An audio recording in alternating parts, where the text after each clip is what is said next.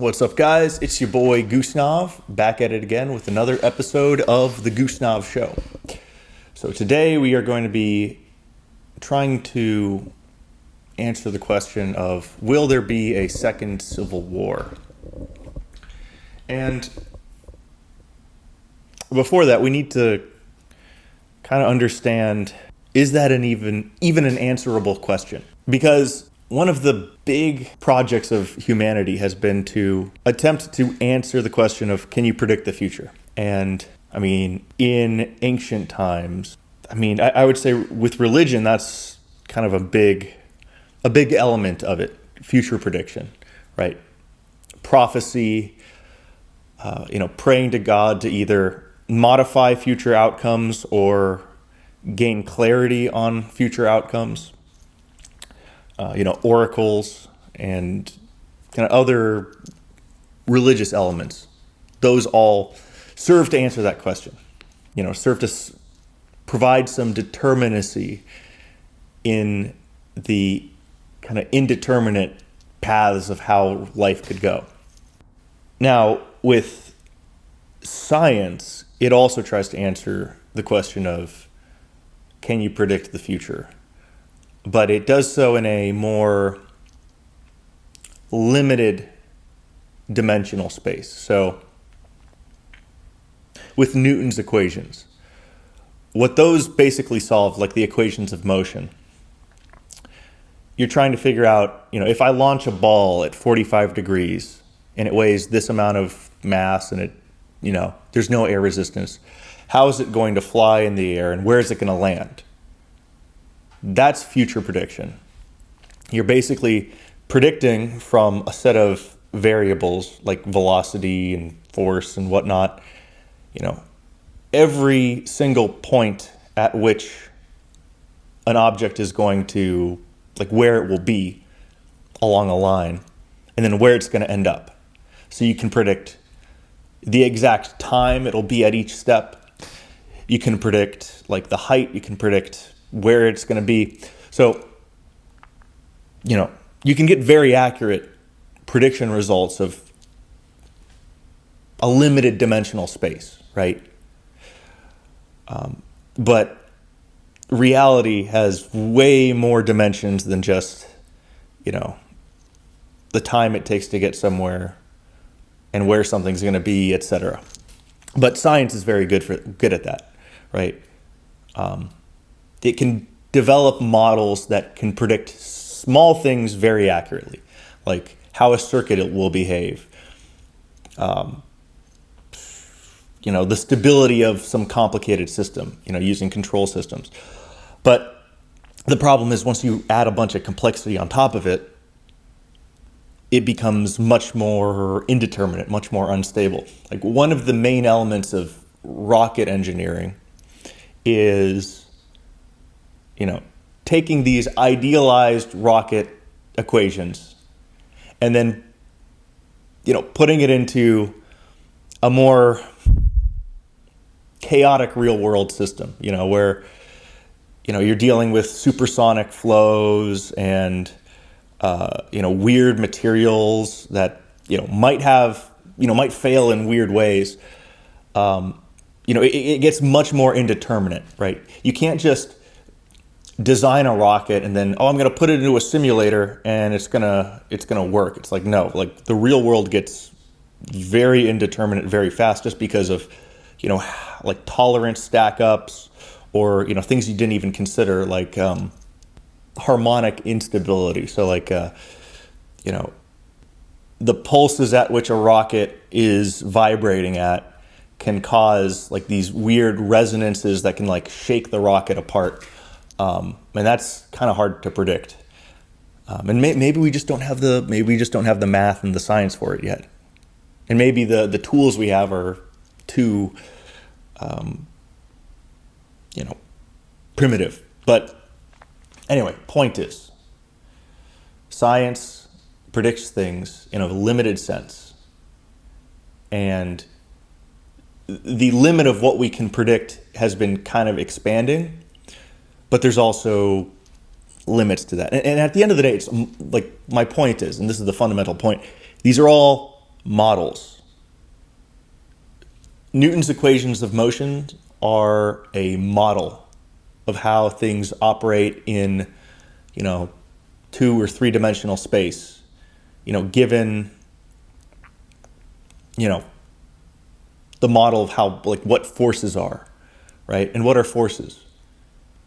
F equals ma on a macro scale is a simplification. It's a model that simplifies more fundamental realities, like the electromagnetic force, and then without the strong and weak nuclear force that are keeping atoms together, and then the higher, electromagnetic force of, how the charges push against each other. Without all those, you wouldn't have the higher order F equals ma forces that we see. But all the Newton's equations are simplifications, and plus they don't even completely stand up when you really put them up to technical rigor, like gravity on very, very large scales and very, very small scales. Apparently it doesn't really adhere to Newton's laws of gravitation, but Newton's laws of gravitation work very well on our level, on the solar system level.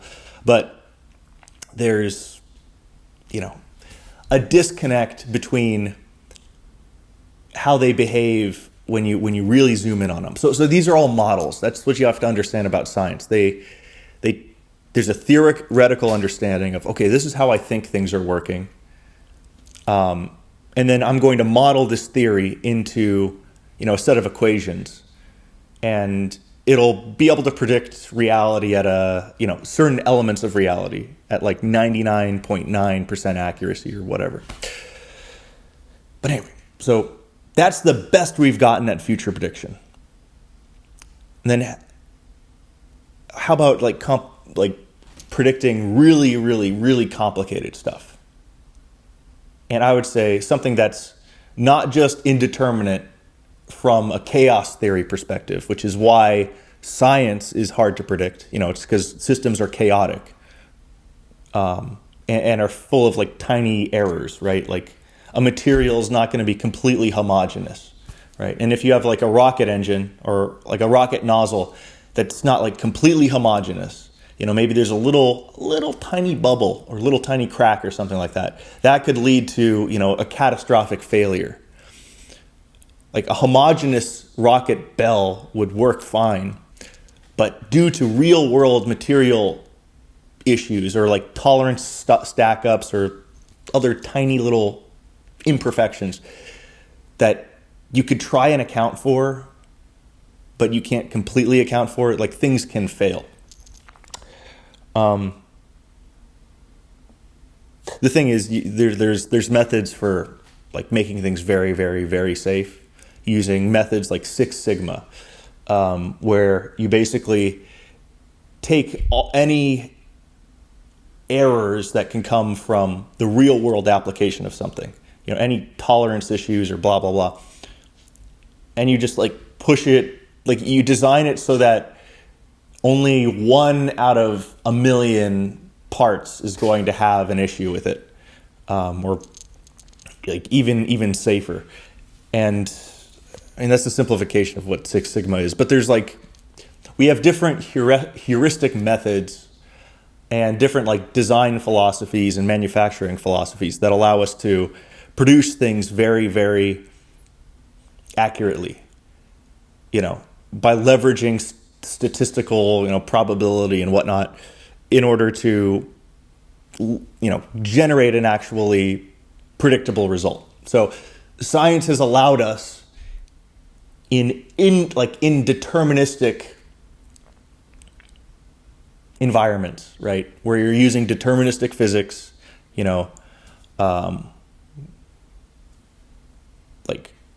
you don't really care about quantum effects of a rocket nozzle. That doesn't matter. So the physics is deterministic fundamentally, which means that you can, there's nothing weird that's going to happen on like to one of these systems. But here's the point. There are systems that are fundamentally indeterministic, I would say. If you go on the quantum level, right, where exactly is an electron going to collapse? It's a cloud, right? You never know exactly where an electron is going to show up. You have an idea of probabilistically where it's going to be, but you don't know precisely where. So that's one area that's indeterministic. But another area is human consciousness, I would argue. I think consciousness, like people's behaviors, like on a large scale, they can be kind of predictable. But for each individual, there are patterns, that you adhere to, like your personality and whatever. And for most people, you can basically predict and pretty accurately predict what they're going to do. But there's still a level of indeterminacy. There's still something that your conscious free will can do to push you outside of that predictability. I mean, if you wanted to, you could just one day say, okay, I've been going to a 9-to-5 job for 20 years. I'm going to quit and I'm going to do something, I'm going to go surfing for, a couple months in Nicaragua or something like that. I don't know. Like, stuff like that happens. People can do crazy things. People can like break the mold and, do something interesting. And I'd say that there's variance in the individual of how likely you are to do stuff. Like in the openness dimension of personality, some people are more likely to do something, outside of the norm rather than someone with low openness, for example. But there's still the like people have free will, and people can do things randomly. And this is really evident historically when you have an individual leading a nation. So if you have a giant crowd of people making decisions, I think you can model that pretty accurately, or fairly accurately. Something weird isn't going to happen. But then once you have an individual person leading a bunch of people, then that individual person, their decisions cascade down, and weird things can happen. Like with Napoleon or Hitler, you had one person making history-altering decisions because, they were at the reins of power. Same thing is with business. Same thing is with any like government. Like individuals can have cascading decisions. So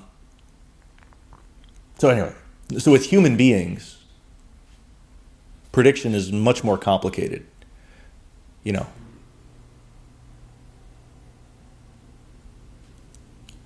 Like, look at this metaphor. Quantum systems, they're hard to predict, right? The electron cloud or any particle cloud, you don't know exactly where the wave function is going to collapse, and they're just kind of clouds of probability. Particles are not like a solid object. They're not like a bouncing ball. Particles are clouds of probability. So if you really zoom in on any atoms in your body or whatever, it's more of like a ghost. It's a ghost of these particles like floating around. But you zoom out, and all that randomness kind of stochastically collapses into like a comprehensible form. Just because of like the volume of like the volume that you're dealing with. You have billions and billions and trillions of atoms that might be random individually, but like they still abide by laws, and those laws average out stochastically. Same thing is with people. People might be a little random, but you get enough of them together, all that randomness, averages out to human nature. Now, can we predict human nature? The problem is, there's a huge replication crisis in the social sciences. So, over the last 50 to 80 years, scientists would like to tell you that we can predict human nature, but the reality is, sociology especially, and psychology, recently people have been publishing papers and said, we got this result. And then another person repeated the study and they got a completely different result. So maybe that's just a testament to the rigor of these disciplines. But anyway, there's problems with them. With that being said, there's also an extreme amount of success. Like your slot machine algorithm in your social media, right? You're scrolling and scrolling and scrolling, and it's designed to hijack, the reward center of your brain. You keep scrolling because the algorithm is kind of implanting the idea in you that I need to find something new. I need the next big hit. They've done this study on rats where rats love slot machines. And what is a slot machine? It means that there is if you do an act, there is a possibility of reward. There's some probability you'll get something out of it. If you click a button and there's always a reward, that's not as fun. If you click a button, there's never a reward, why would you do that? But if there's some possibility you get a reward, it hijacks our brains and makes us want to grind out, getting something from it. And social media leverages this, right? And it leverages other advanced psychology, fear of missing out and kind of maybe an insecurity that, I don't know the next big thing, right? In order to do something in the real world, I need to keep scrolling to find the next bit of information that will help me get there. But anyway, there's been some practical success of psychology, even though it's not perfect. So what does that mean? What does that tell us? It means that can we predict the future when it comes to human beings? Both yes and no. Yes, because, large human systems act according to standard laws. Maybe we don't even know those laws.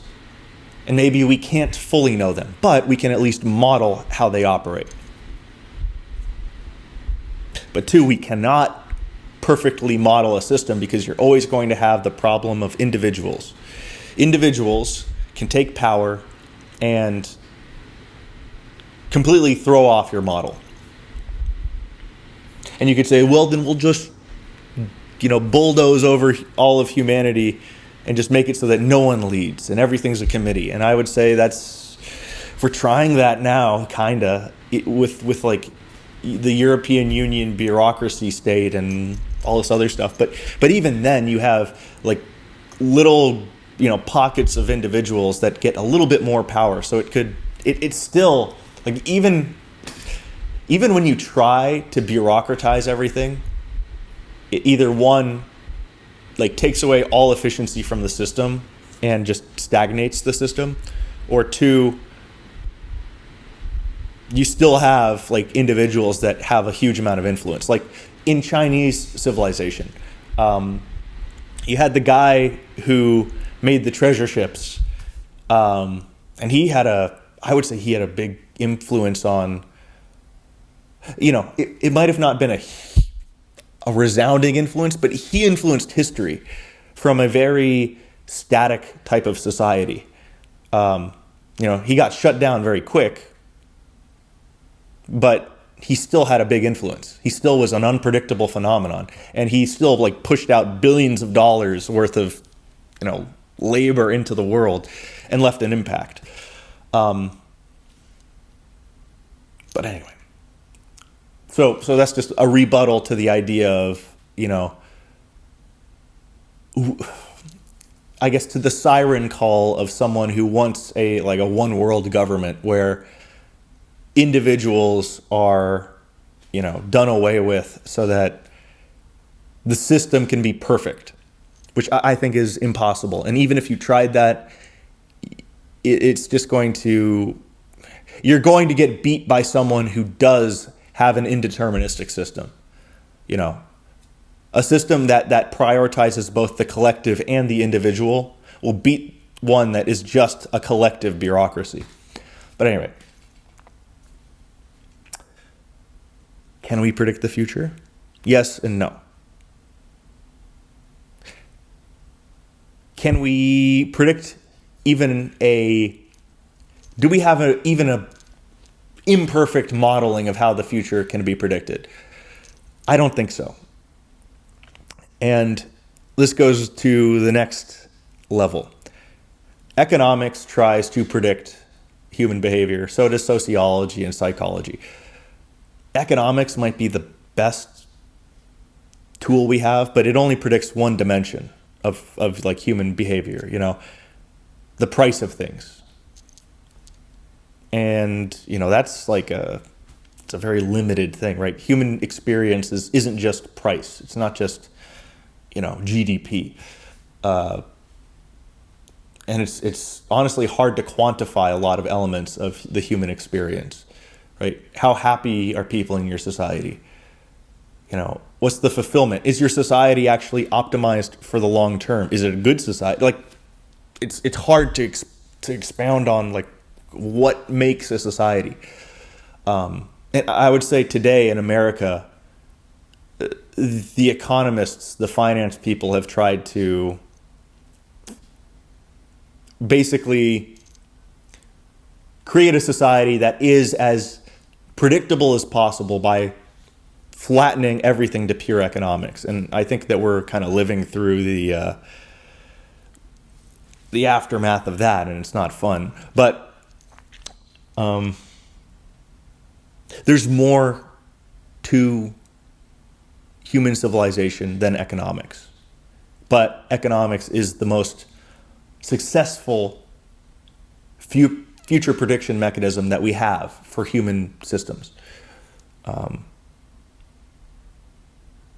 You can do mass psychology, but that's kind of a different thing. And even that, I think that, I feel like any mass psychology or stuff like that, that's probably locked away in CIA white papers and, or marketing white papers or any other accurate types of mass prediction are probably proprietary in insurance companies and stuff. So, maybe we have it. Maybe we have that stuff. But I would say it's either in really, really advanced PhD level stuff or, companies have prediction tools that do this, but they're why would they share it? Because that's their edge. That's their moat. In lieu of that, given the fact that we don't have those tools, and given the fact that economics is imperfect, I fall back on something that I have more experience with, and that's project management and team management. When it comes to running an organization and running a business,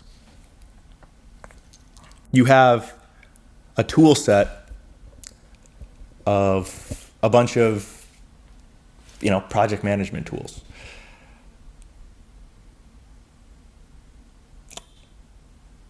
And current business has all these it's almost kind of kung fu master stuff, right? It's black belt in Six Sigma. I'm an agile, project manager. I know lean manufacturing, right? There's all these little schools of thought that have emerged that give a bunch of like rules to follow to like get to a certain outcome. Kanban from Japan. But then there's also these like a bunch of weird, like kind of like corporate kung fu stuff for like modeling different kind of things in business, like Lewin's change model. That's like, I want to implement a organizational change. How do I do it? Right. There's ways to do it, but one of them is like, you need to kind of like prep people for the change. You got to thaw them out. And then once they're kind of ready, then you need to like, quickly implement the change. And then you got to freeze the change in place. But that's like really simplifying it. But there are things like this. One of these things for corporate people is, which is one way they predict the future. It's called the Delphi method. The Oracle of Delphi or Delphi or whatever. And that's basically, from my understanding, you have like a bunch of these experts who can't interact with each other, right? A bunch of anonymous experts who are prompted with the question of, what's the future going to look like? Or try and predict an outcome based on this, answer this question.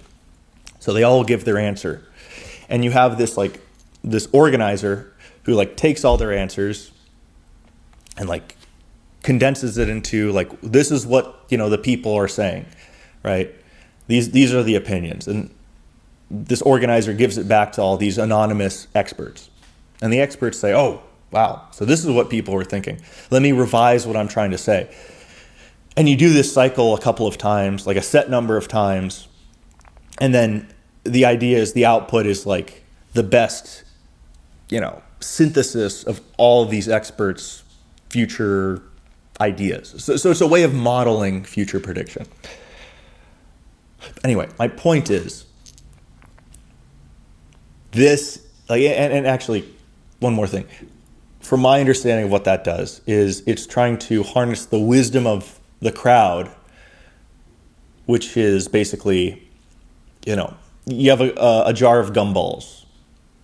Each individual is going to be very wrong with how they guess the number of gumballs in that jar, but a giant crowd of people, if you take all of their answers and average them out, the average answer is going to be surprisingly accurate. So the Delphi method does something similar, but for future prediction by taking the wisdom of the crowd and putting it into a kind of an average model. There are problems with that.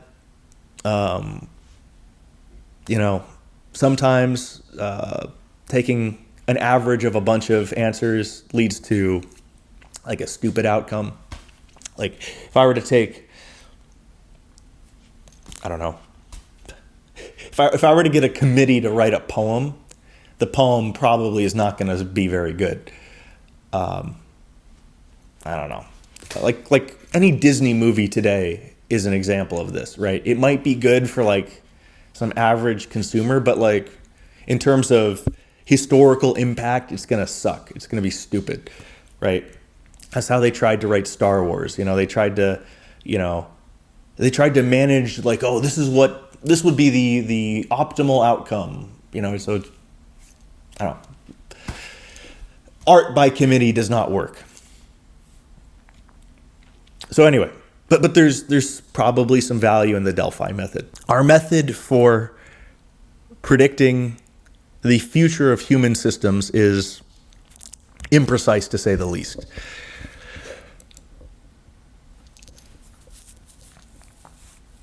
So, what can we do? What can we do? I'd say all we can do is to generate models that, we can leverage. What is a model? Imagine there's like 3 different points on a graph. If I draw a line between those 3 points, I can maybe predict where another point is going to fall. That's called linear regression. The problem is, if the line goes too long, it gets less and less accurate the further you go out. And then you have nonlinear regression, or I would say AI, or neural nets, which basically you take linear regression, but then you add a nonlinear activation function. So, there's like a probability that a neuron will turn on or off, right? And if it turns on, then the model, the linear equation in that neuron turns on. And if it doesn't turn on, it doesn't affect the outcome. But a neural net is basically, you take a bunch of these models, like a ton of these models, which are all neurons, and there's a probability the neuron fires or doesn't. So anyway, that's what a neural net is. A neural net is basically a model, right? You can have other types of models where you have like some weird math, right? Where you don't use a neural net, but you let's say I were to go into Python and try and create a stock market prediction algorithm. I would, let's say I take a large language model and I say, read 100 headlines and then synthesize it into like a paragraph of like what the sentiment of the market is. And then from that, synthesize what stock I should buy.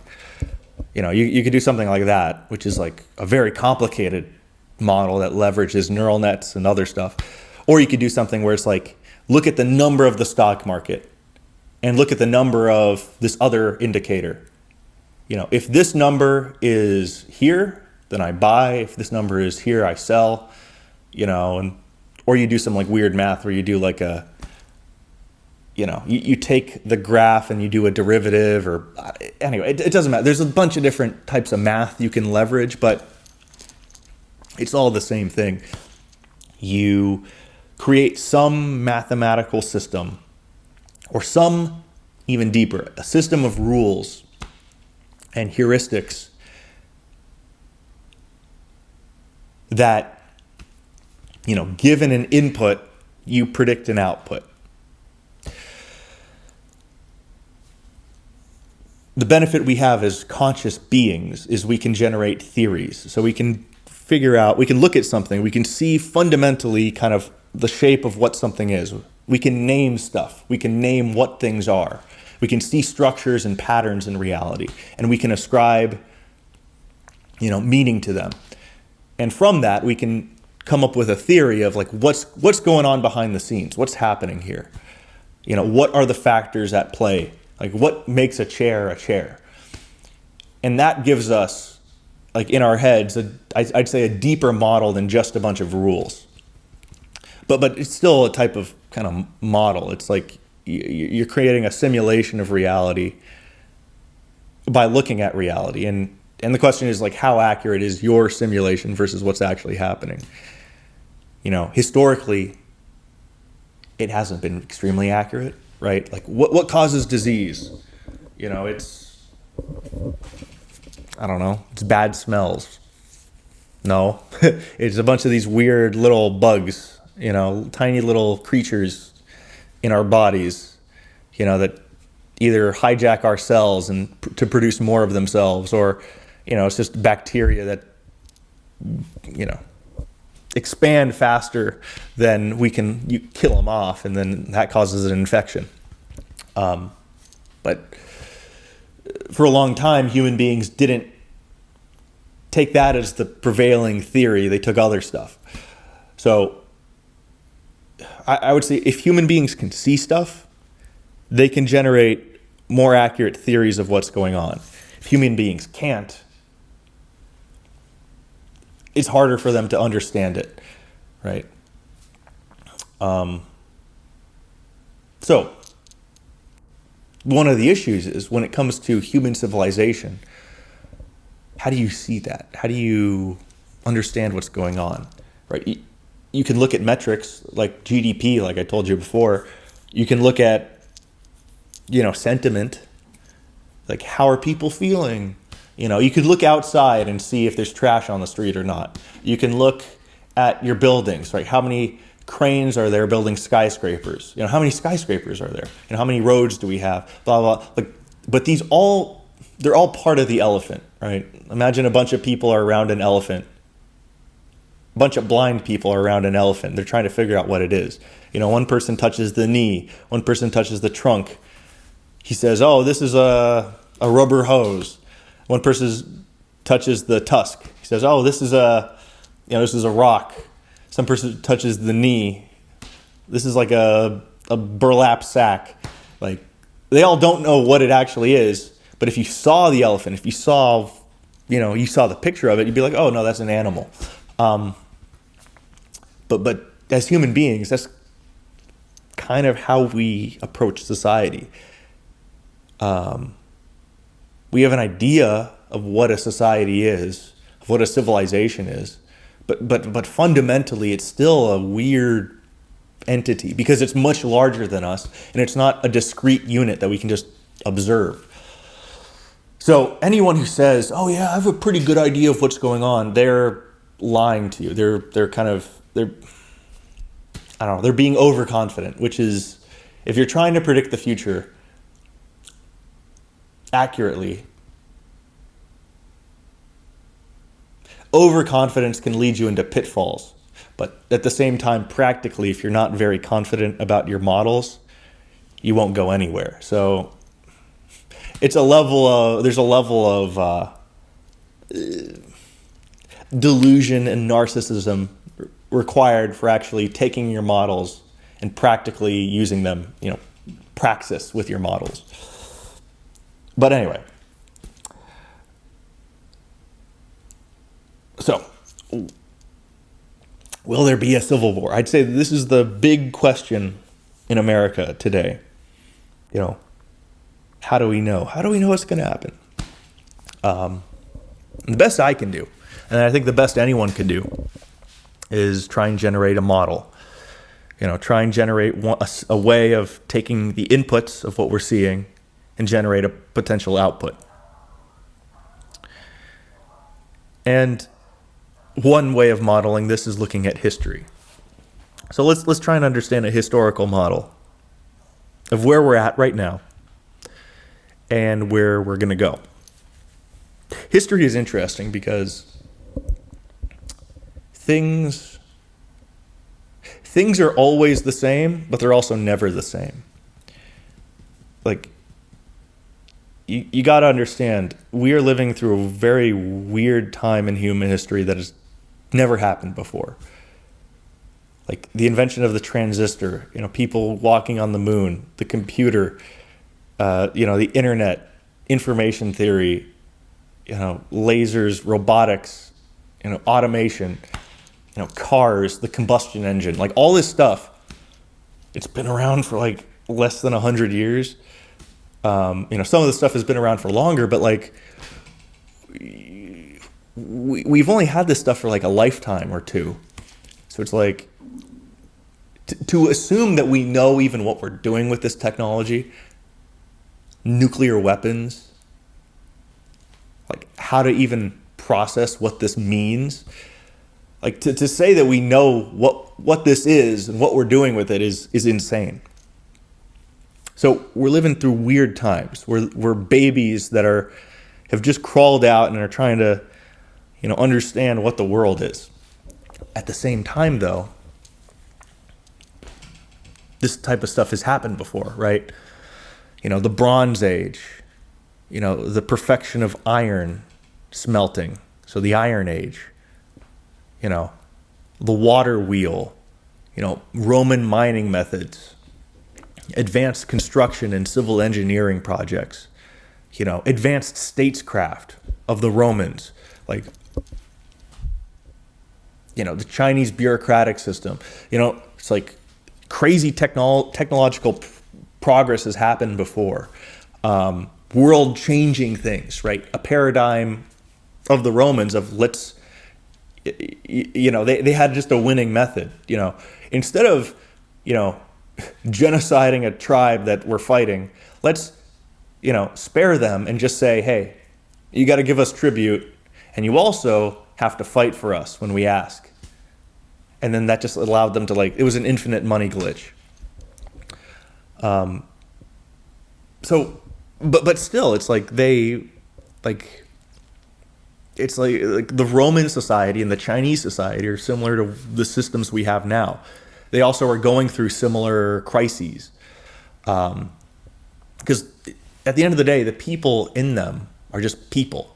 They're human beings making the best decisions they can with the information that they have. Rome had a population collapse. Same thing with the entire world today. Now, how's that going to end up? Oswald Spengler has some ideas, but I don't know. Even he is probably not 100% right with all his predictions.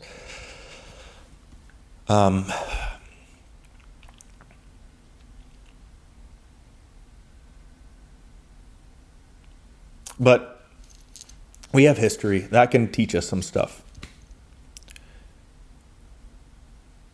And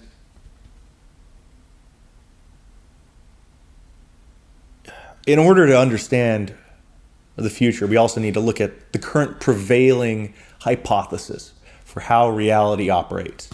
And since the 80s, and really after the wall fell, after the collapse of the Soviet Union, this was doctrine. This is what everyone believed. But they believed we were in the end of history. Neoliberal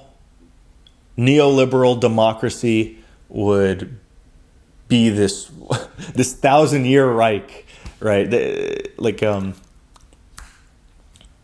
Fukuyama with his End of History book, they basically, like, that's what people believed. They said, this is the perfect system, and we showed it's the perfect system because we defeated the Soviet Union. So this is just how things are going to be forever and ever and ever. That kind of got shook up with the global war on terror, and now it's really getting disrupted with the meteoric rise of China. And honestly, China has surpassed America at this point. People might not want to admit that, but I think it's true. America is currently coasting off of momentum it's built up since post-World War II. But now China has an industrial base. We don't. Like, you can actually build stuff in China. You can't in the United States. The only edge we have is software, and I'd say that even that's a bubble. But anyway, people are slowly coming to terms with the fact that the end of history was a bad model, was not true, and I don't think we've really come to terms with it. The collective American consciousness doesn't realize that we need a new model. So, what's an alternative? And actually, before that, what does our model predict? Our model predicts that America will last forever, and the way that our economy will work is by outsourcing, right? Free trade. One country is going to be very good at one thing, or they're going to have really cheap labor. So in order to uplift our standard of living here, we will rely on cheap labor in other countries, and we'll provide the management, and they'll provide the resources and the manufacturing. And in return for that cheap labor, we give them a lot of money, which means that they uplift, we uplift, and that continues, and blah, blah, blah. And this is all maintained with the fact that the United States Navy is able to protect global waters, is able to ensure that trade is, smooth and sustainable. And if a country disrupts that, or invades another country, or destroys the borders of another country, violates the borders, then they have like extreme retaliation. So, it's called the rules-based social order, basically, or the rules-based global order, where, the entire world now has to rely on pure trade and economic means of doing its politics. Like no more violence, no more wars and all this stuff. And the idea is that this will, allow everyone to, rise up and, get prosperity just because of the efficiencies that exist. And then Russia invaded Ukraine. And they're still invading Ukraine. And it may be very likely that China invades Taiwan. If China invades Taiwan, and if they can do it successfully, that means the rules-based global order, our trade system, our economic system, the assumptions that went into it are gone. What else do these assumptions lead to? It leads to the idea that there will be no more violence. That's one of the big things. It's that's what the UN is for. That's what NATO is for. It's for if there is like in Western countries, like I guess the idea is there's violent countries, that are still learning. We need to bring democracy to these violent countries, like Afghanistan. And then that didn't work. So actually, there's a bunch of different things that are eroding this model, right? We lost the war in Afghanistan. Russia invaded Ukraine. China's industrializing, and China might invade Taiwan and do it potentially successfully. Anyway, but that's one of the big ideas, right? Our military might and the economic incentives that come from peace will be sufficient enough to ensure people play by the rules. And this also applies to domestic affairs. The Civil War happened, and now we are living in peace, Kumbayaville, under one big nation. That's the idea, right? Someone from Florida is as American as someone from Nebraska, who is as American as someone from Washington. And all you need to be American is citizenship.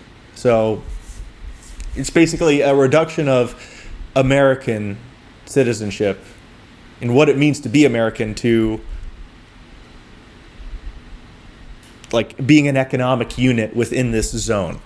The reality is, though, that's not how America operates. If you've traveled around a lot, and I've lived all across America, I've been from Florida to California to Washington to New York to Colorado. I know all these cultures, and there's the veneer of something similar across them, right? America is one big strip mall, for example, but when you dig deep, there are cultural differences that are pretty huge. And I would say America isn't this, post-Lincoln homogenous one nation. It is still a bunch of tiny countries, and I'd say that difference is magnifying to a large extent. Like the South is a very different country than the Southwest, which is a very different country than the West Coast, which is very different than the Midwest, to the East Coast, to Florida. Florida is its own place. But all these are really different countries where the people believe fundamentally different things. And you could say, oh, that's just part of democracy. No, democracy is when two people who basically believe in the same understanding of how the world works, right? They believe the same morality, the same fundamental principles. They are voting on how to make the government more efficient. Should the town council build a bridge here? Should we have a tariff tax of 10% versus 5%? That's what democracy was intended to be. That's what it was for most of human history. Now what are we voting for? We're voting on fundamental differences in how we conceive of reality. You know, what is a woman? Or I guess, I don't know, leftists would conceptualize it as like, you have one side that believes in human rights and another side that doesn't. The right would conceptualize it as, one side, says that, like, one side has a kind of an anti-human view of what the person is, and their policy when it comes to like migration and stuff, flattens the human individual into like one homogenous unit, which is not what a human being is. Like, that's the dichotomy. You have two people who believe in way different things. And it's like, you could say, well, they'll just agree, or they'll just compromise. You cannot compromise on this stuff, right? Like abortion. One side believes that it is a human being's autonomy, like a woman's autonomy over her own body. Another side believes that you are murdering a human being, right? And you could say that this is fine, since this is a debate we've been having since the 60s. But like, still, it's like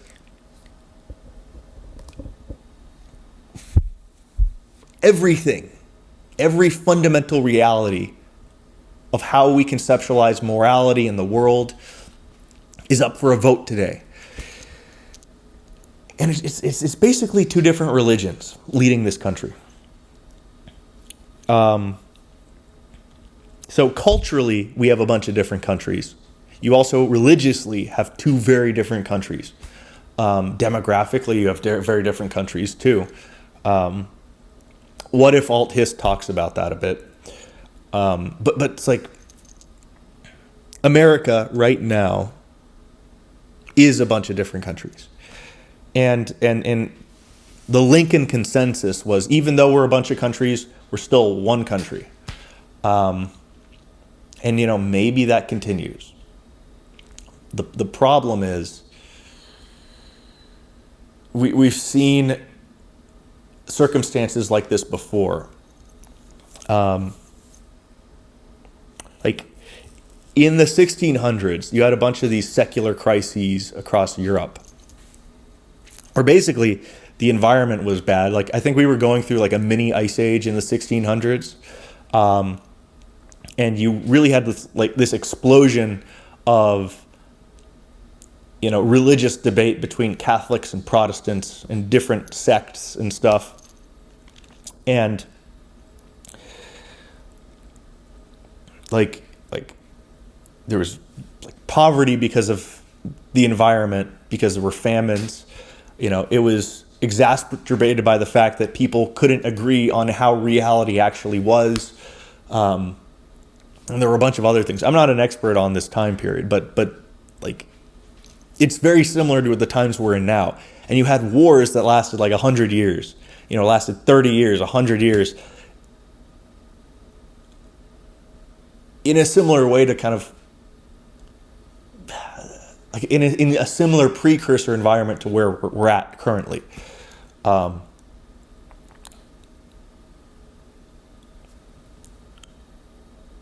Then you have the American Revolution and the French Revolution and the Napoleonic Wars.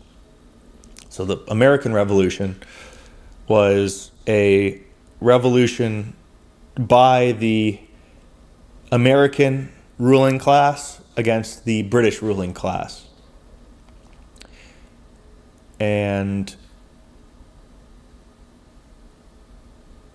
well, basically it was a breakaway. Like, you had these landowners who said, "Oh, we're rich enough to have our own country, so why are we being led by these, this crown that's starting to impose more and more and more taxes on us? Like, we want our own autonomy, but we also want to like rebuild society, according to more modern principles." So they, and they were Christian extremists too. So they said, "Oh, you know what, the old monarchy, it's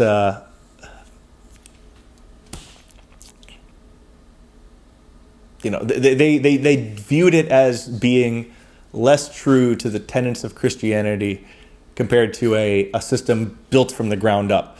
They also wanted to create a system that didn't have the same, how would you say it, problems that led to the religious conflicts of the 1600s.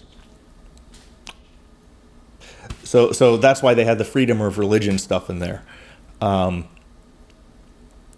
basically, you need to understand, America was founded by these like Protestant utopians who wanted to create like a kingdom of heaven on earth, and this has been American history for like all its time, right?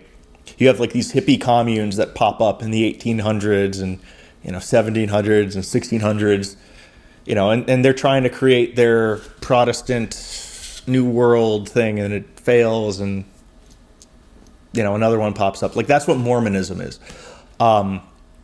Mormonism is like the only one that actually like worked.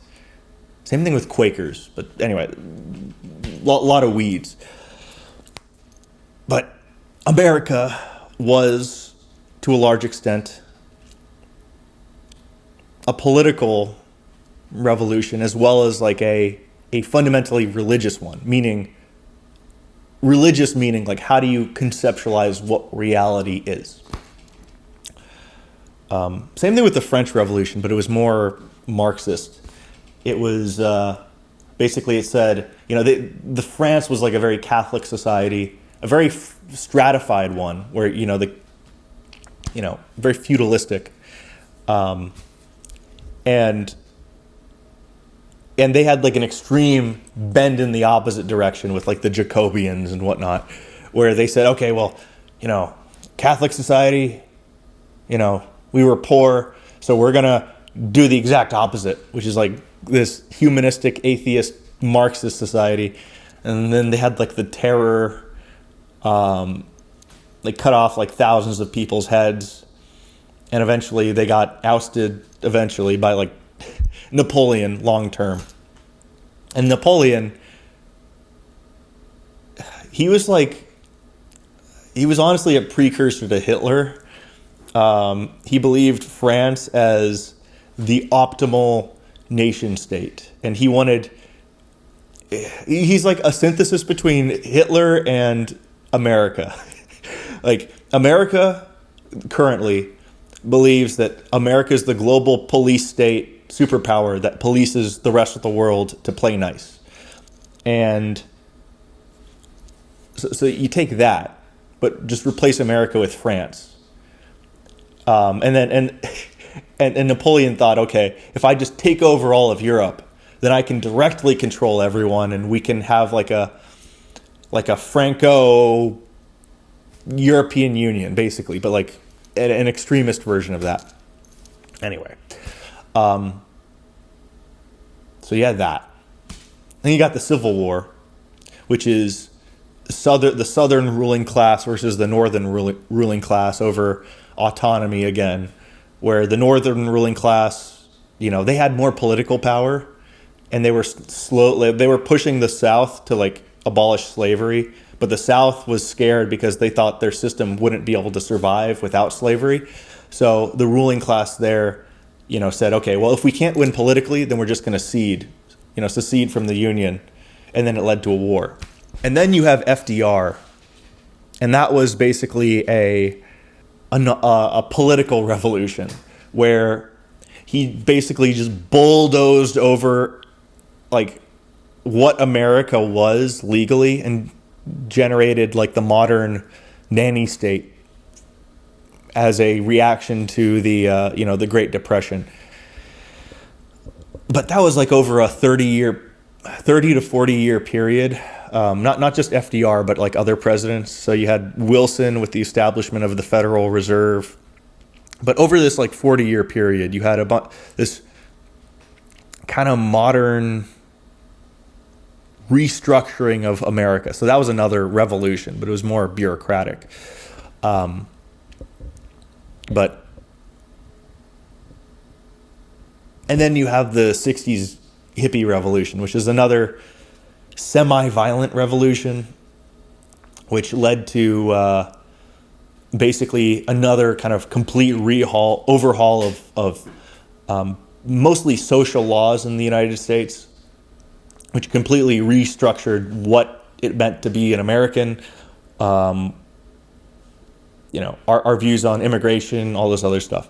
And we've kind of been living in the aftershocks of all that since. And then World War II obviously happened in between there, which, I mean, that's like the, Napoleon V2. Yeah. Napoleon V2 reacting to World War I and basically revolting against the old world. Like, the old world culminated in World War I, in which case you saw like a failure of monarchies in the old European way of doing war. Because Europeans, like, they fight against each other all the time. And you just saw that happen again, but with advanced weaponry, which destroyed Europe. And you had these old monarchs apply their old punitive measures, their old European measures in a new monetary system, after the monetary revolutions. And what did that lead to? That led to it just led to hell on earth, which led to Hitler, as a reaction to that, with futurist fascism, one person trying to, basically what that was, a small number of individuals to like one individual, like seeing a bunch of problems and saying, I can see these problems and I can see our systems aren't solving them. Therefore, I'll come up with myself with all of the solutions to this and like guide us through. So it's like I said before, you have like bureaucracy to like autocracy. And a bureaucracy is very predictable, but an autocracy is very hard to predict because the individual is hard to predict. And that's basically what happened in Germany. But the reaction to World War II was the civil rights revolution. And kind of all the social changes that came from that, which is where we're at now. The problem is, you have one side who believes in, who's very much on the side of all the changes that happened in the civil rights revolution. And you have another side that believes in a world model that's pre-civil rights revolution. And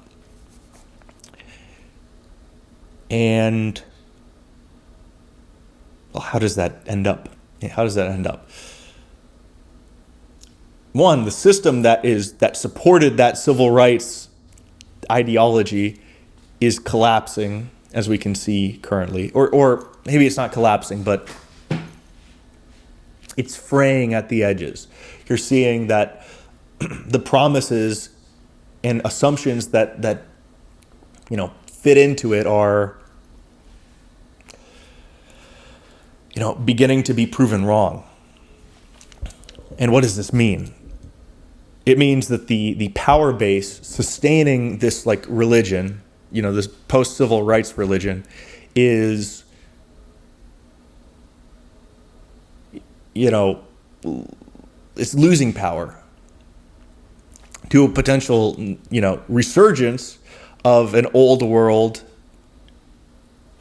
way of interpreting reality.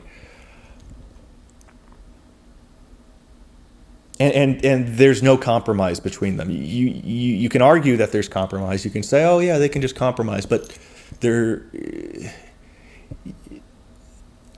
religions are like a package deal. You don't get to pick and choose the principles.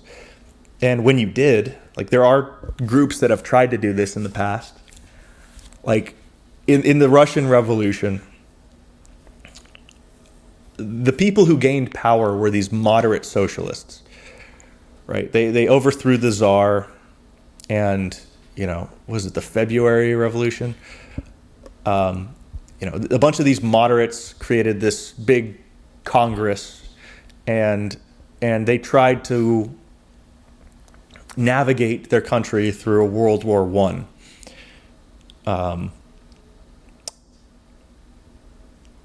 The problem is the Bolsheviks ended up taking over from them.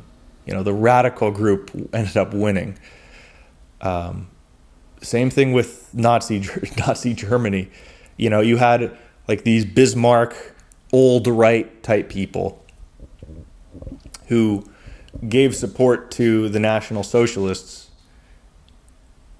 but these radicals ended up winning.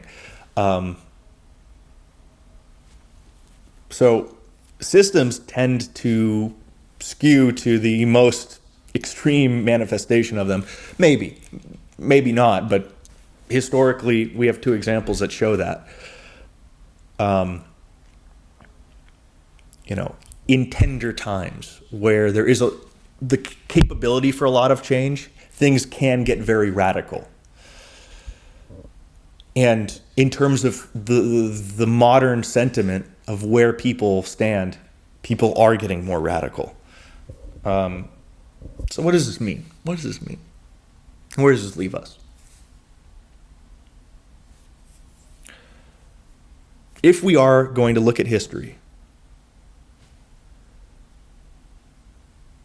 history tells us, especially in Europe, that war is common.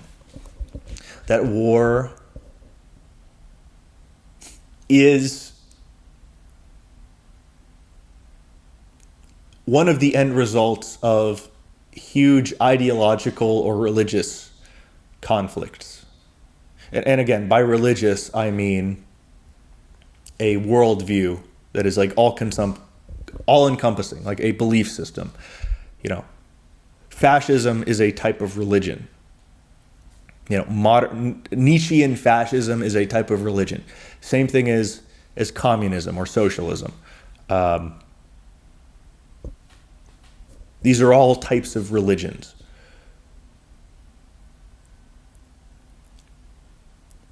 The current consensus, the current end of history consensus tells us that there will be no violence, that the American system is too robust to have any sort of structural problems. And why does it say that? It says it because most of the elements of American civilization right now have been bureaucratized. The defense industry has repeatable processes that allow us to, predictably produce really, really, really advanced technologies. If I want to get food, I can go to a nearby McDonald's and I can be very confident in not getting horrific food poisoning and dying. Our institutions are strong and trustworthy because there's standards in place. We have a way that it works at the expense of a lot of other stuff, like livability of a city and walkability of a city. But point is, our institutions seem to be stable. So there's a very good argument to make that we will not have any sort of conflict. On the flip side, it seems like all of that hinges on the assumption that our institutions are stable, that they will last. So it's very possible that our institutions may start falling apart. Like what you see in South Africa is exactly this. Their institutions are falling apart. To an extent, you see this on a larger scale in Germany, where their stupid policies led to them disabling a bunch of their nuclear plants for the sake of the environment, but now they're going back to fossil fuels, and they now rely on Russia for energy imports. So like now they had a failure of their infrastructure, which made them reliant on someone who isn't an ally.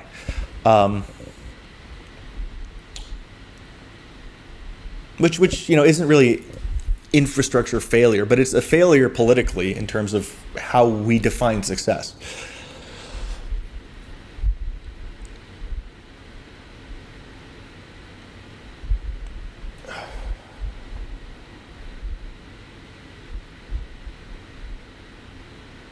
By 2030, I think over 50% of people are going to be single, between the ages of like 25 to 45. And when you have a chronically single population, that leads to, or can lead to, more violence, as you see in Africa and Middle Eastern countries, which that model might not be extremely accurate if you look at like India and China, but it's another variable. You have the increasing political violence we see today, which could balloon. But the counter argument to that is that people have an incentive for things to be stable. They have an incentive not to rock the boat, because if the boat gets rocked, then they don't eat. So as long as people get fed and have their needs met, they're going to be a productive member of human society. They're going to contribute. And we have very robust, stable food supply chains and other types of supply chains, but what would it take for us to actually lose that? Number one, your supply chains can get cut very easily. If you just cut the freeways and the train lines going into a city, or if you find some way to prevent stuff from going into that city, a city only has like 3 days worth of supplies to survive before it like starves.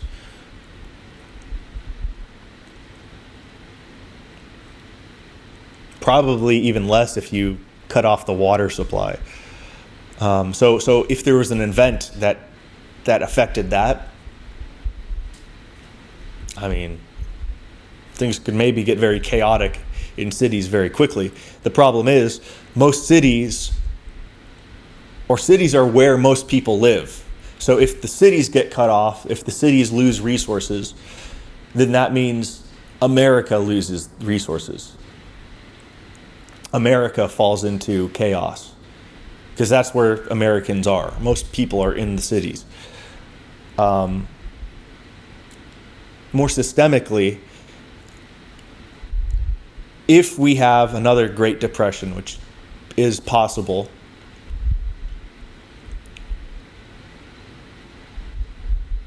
or if you have like German levels of hyperinflation, which is less probable but could happen,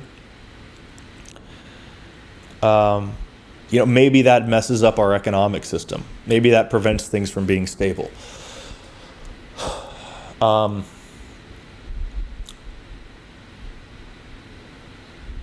anyway, there's a lot of different variables at play here. But the real question is, and the real thing that needs to be answered is the system robust? Will it withstand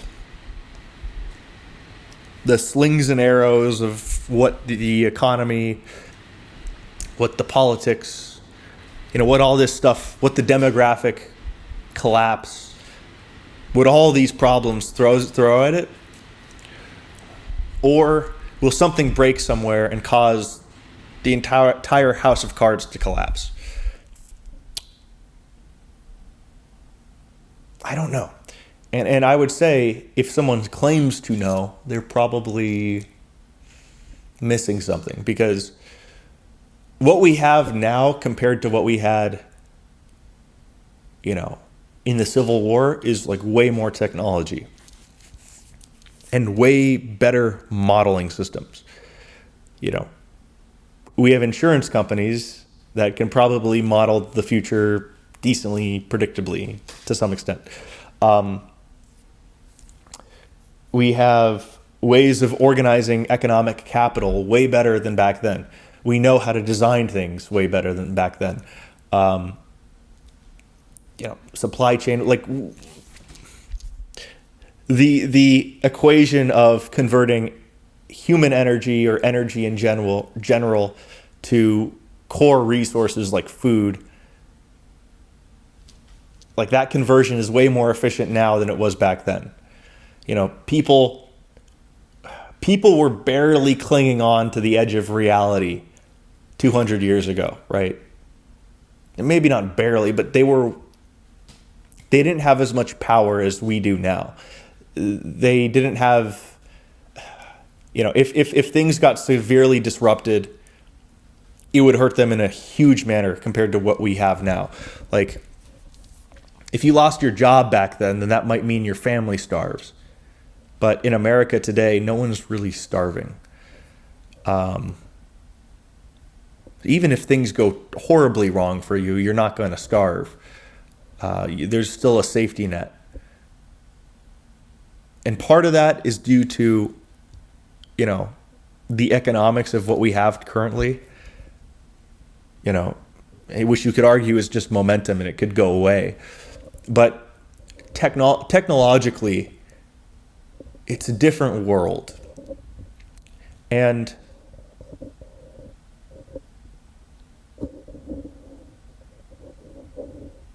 it's also a different world in terms of the interests. Because I think in any major conflict, it's a conflict between ruling class factions. The ruling class is just the people who have all the money. And if you have a group of people who want to revolt, I don't think that actually works. I don't think you haven't really had a real peasant revolution that actually is successful, like the Shays Revolution. It's a blip on the history. It's a footnote, right? Every peasant revolution has been like a footnote in history because there's no capital backing it. There's no power behind it. It's just people. The problem is people suck at organizing. People. You might have a charismatic leader, but there's I don't know, like the ruling class is called the ruling class for a reason, because they hold the reins of power. They control giant flows of capital. But they also, I would say, have a better bead on reality than like the average person. So, like if you're fighting the ruling class or a ruling class faction as an individual or as just a group of people, you're probably going to lose. Like the American Revolution was not was not people. It was the plantation owners. It was the giant like mega farm owners,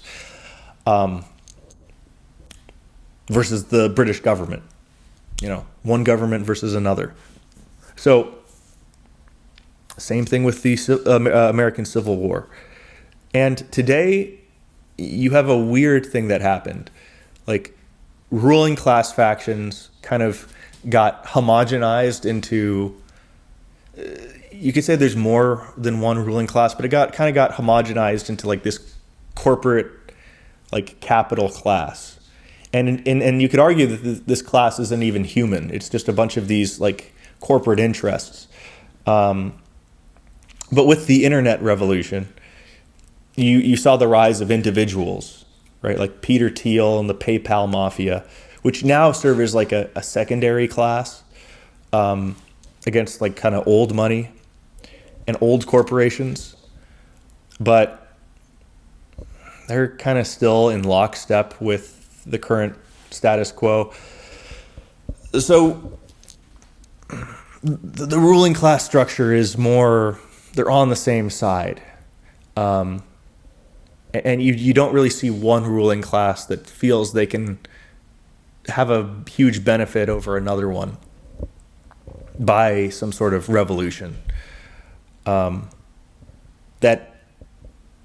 now there are subsets, like you had a kind of a conservative ruling class, which wasn't even really, it's they're both two sides of the neoliberal coin.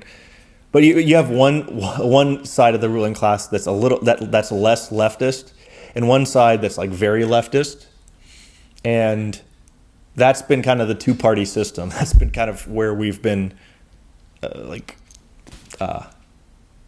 oscillating between, right? And I mean leftist in terms of like what FDR believed, FDR versus Trotsky or Lenin. So anyway, my point there is there's so much computational resources, there's so much capital, there's so much effort and energy going into ensuring that nothing happens, that to see some catastrophic failure equivalent to the failures of like 100 to 300 years ago is less plausible now. And the failure mechanisms have yet to be seen. Like the only time a modern civilization has like actually started to starve was, I would say, in like Nazi Germany or the occupied areas around Germany at the time. Like the supply chains were all being bombed.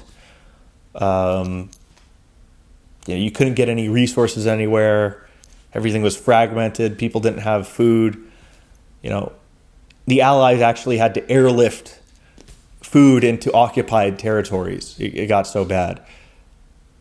But even if since it got bad, but it still, like the system still didn't like completely collapse. And within just a couple of years, Europe completely rebuilt itself. So, I mean, the mechanisms of failure would need to be, weird. Now, there's edge cases, like the Balkan Wars. Or you could even argue that Lenin was able to build up his own ruling class, which is interesting. He kind of just was like an influencer. Like he was like this communist influencer who was just autistically hyper obsessed with communism. That's all he cared about. He was like a psychopath. He was like an autistic psychopath who all he cared about was communism. That was his complete obsession. And he just did everything in his power to get there. And he like published a bunch of works to like organize people. And he ended up getting like a couple tens of thousands of people, which that became a ruling class, right? Like he and his posse, stole from banks to get a bunch of money. And he was like the Joker. Like imagine like Lenin is the Joker. Like the Joker, stole a bunch of money and then leveraged a bunch of people to like do some crazy stuff. But he did that on like a national scale, because he was basically trying to like light a powder keg across Europe of communism.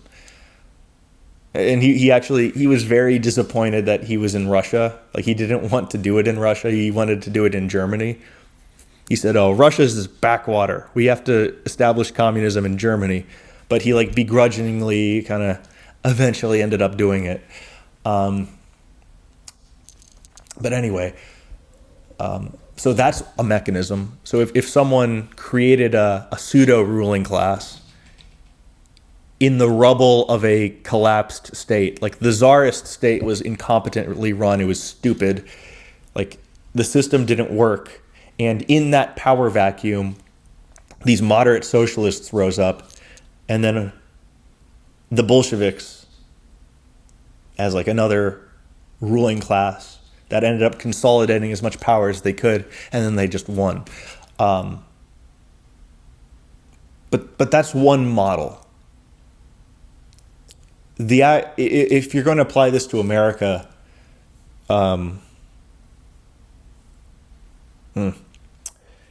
it seems like the only way you have a civil war is if things spiral downward out of control really, really extremely.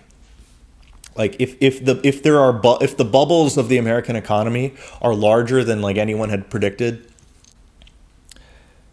if our supply chains fall apart because like people are really incompetently managing things, and what does this look like? This looks like air traffic controllers no longer being competent enough to like direct traffic, leading to like a bunch of airplane crashes. Your cars stop working properly. You go into grocery stores and like entire shelves are not stocked. Like the prices of everything are like insane. You can't afford your house because the insurance payments are like $10,000 a month, but you're only making like $2,000 a month. Your family doesn't have enough to eat. You guys are like obese, but now you can't eat. So you're tired all the time and you can barely go to work. If there's like terrorism on the street, if people are getting like gunned down left and right and like these weird tit for tat, kind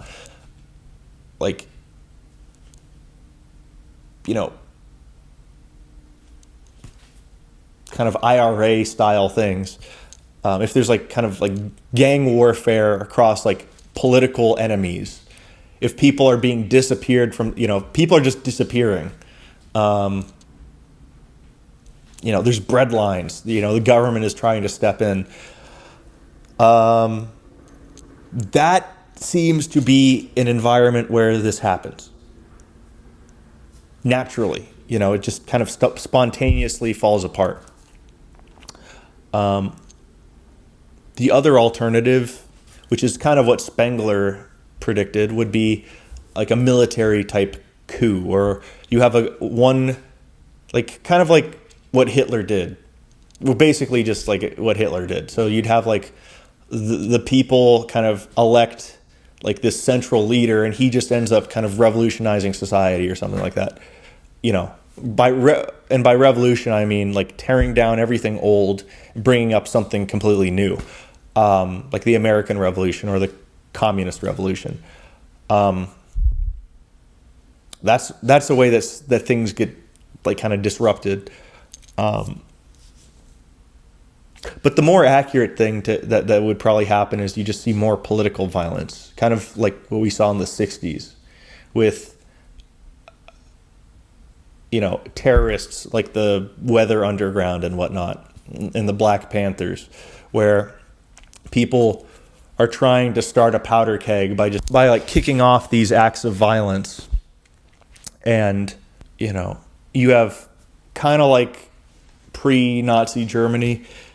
On the streets in pre-Nazi Germany, you had hyperinflation. So people were poor, people were homeless, people were living on the streets, people were starving. And out of this chaos, people tried to, you had these youth groups that were organizing to like fight the economic conditions. One of them were like, the labor unions, and then communism and communists, and they were fighting against, the Nazi and other far right groups. And in the streets, they would literally be killing each other. They'd, I don't know, but basically paramilitary, conflicts on the streets. But I don't know. That could potentially happen, and I would say it's kind of already happening to an extent. Like, I mean, but softer than what it was like in the past. Um,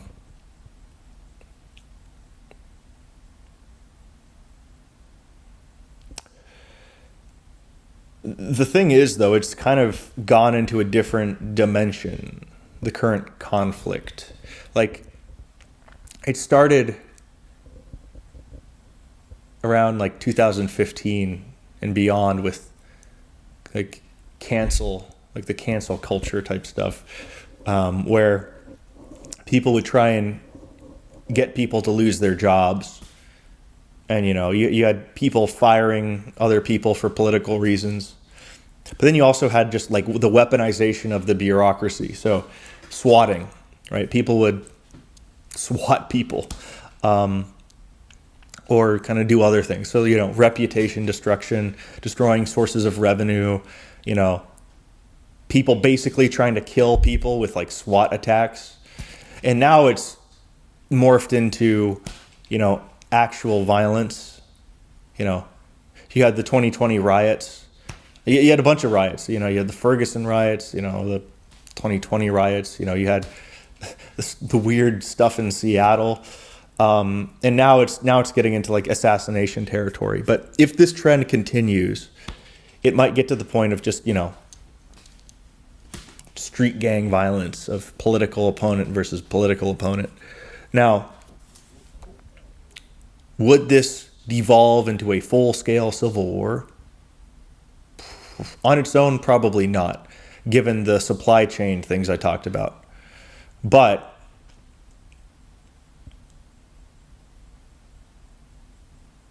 if there were to be some sort of civil war, I think it might come from more of a higher level type thing. Either one, you would have to see ruling class factions kind of fighting each other, or it would be maybe what we're seeing now, where you have like the National Guard from like Texas going up to, didn't they go up to like Chicago or something? So you have different states mobilizing troops against other states. You have like a Democrat mayor or a Democrat mayor or whatever in one state who has their, police and their National Guard opposing the National Guard from another state, because they want to encourage immigration, whereas another group wants to discourage it. Now, how would that spiral into an actual civil war or an actual breakup of the union? I would say it would get tricky. It would get complicated. And I'd say this might be the actual more likely path. You have Republican states and you have Democrat states. They all want very different outcomes. The current Republican Guard is just like kind of they're very status quo. They don't really want to, they aren't, it's the bad guy oil arm of the current ruling class. That's what they are. They get elected when the ruling class needs they need more energy.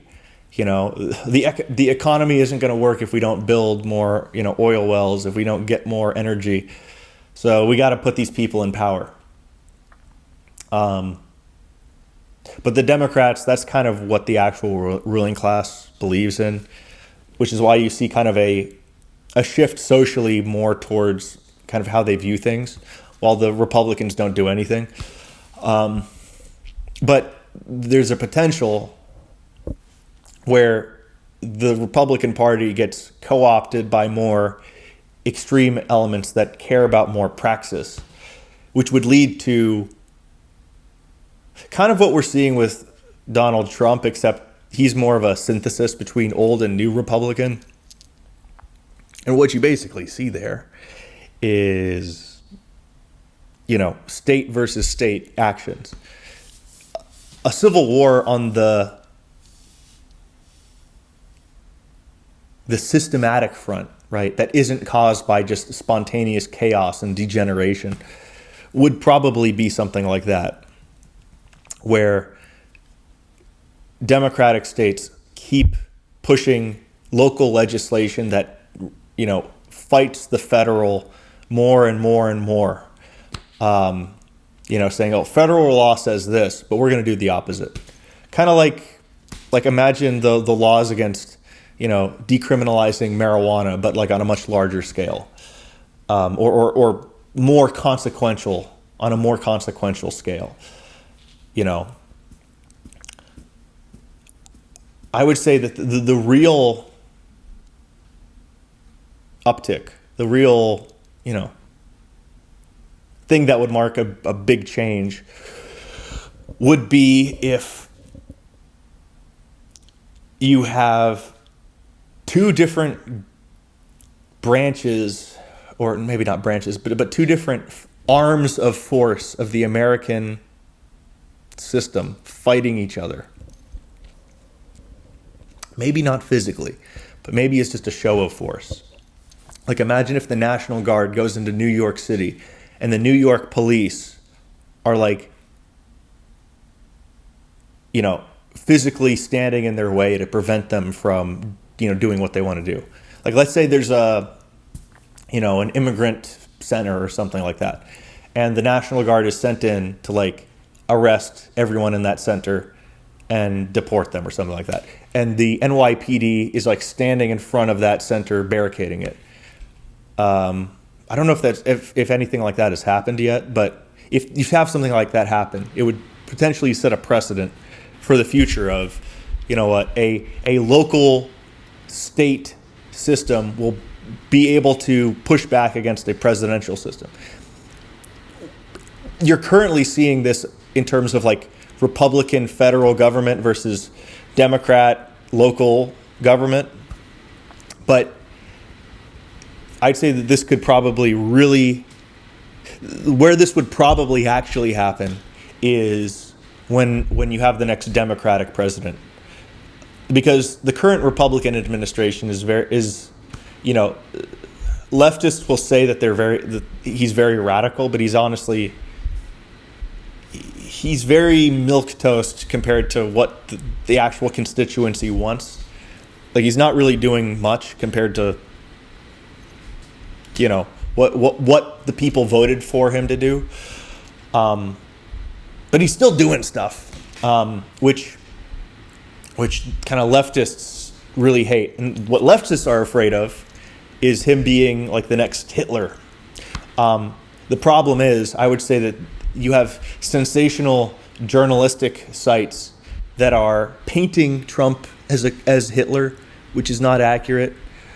But it's leading to a lot of leftists thinking that, and because of that, they conceptualize it as like, we are living in, like, this is either 1940s Germany or just before it, so we need to do anything possible to stop him, which is how they think. Which is why you're seeing all this political violence, which is why you're seeing millions of people online sharing their deep thoughts of, if a right-wing speaker dies, if a speaker is assassinated, they're saying it's a good thing. They're cheering it on.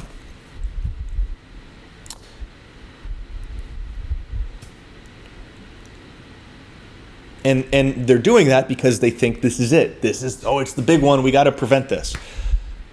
So what happens when the next Democrat gets voted in? And you have a bunch of young congressmen, young senators, young governors who are more on the radicalized leftist path, who are listening to their constituents, who are saying, they are saying that assassinations are good. They are condoning it. They're supporting it. They're being like, oh yeah, that's fine. You have a couple of those radicals in positions of governmental power who actually start using it, like, imagine what could happen. Like, I don't know what could happen, but there's, I mean, what happened under the reign of Lenin? What happened under Stalin? What happened in Venezuela? What happened in Cuba? What happened under Mao with China? I mean, this can devolve very quickly. But I don't know. Basically, what it would take is Democrats kind of doing like these punitive major things that are basically in the realm of saying we cannot let Donald Trump come back. We cannot let another Hitler emerge. So we need to ensure that never happens again. And if they start doing like some crazy stuff, like we're going to do a national assault weapons ban. Anyone who currently owns an assault weapon is breaking the law, and you need to, turn it in within 30 days, or you will be arrested. And then you have, millions of Americans who disobey. So, the ATF is trying to go around and arrest these people, which either leads to violence against the ATF or local state governments kind of pushing back and saying, if ATF agents come into this state, or if other states try and enforce it, we're going to prevent you. We're going to protect the gun owners of these, around here. Or other things. That's just an idea, but whatever. That's something that could happen. And if you have these kind of conflicts, it might only take these conflicts going hot for it to go crazy. If the ATF is kind of, ends up fighting the local National Guard under the command of the governor, I think that's how it works. And if you have ATF agents dead and National Guard agents dead, then other states might say, oh, this is a precedent now. Oh, wow, they're killing our National Guard, blah, blah. We need to really prevent things from happening. And there's a potential where that just devolves, because that's a power cluster, right? Each state is its own country to an extent, or at least legally, it's kind of that way. And it would really just take the ruling class micro factions in these states saying, wow, the current system, the current administration is a threat to my livelihood, my way of life, and my order. And if I don't stop them somehow, if I don't defend myself, then it's over for me. If these ruling classes feel threatened, then you have the power against, you have the power system, right? That allows a civil war to actually happen.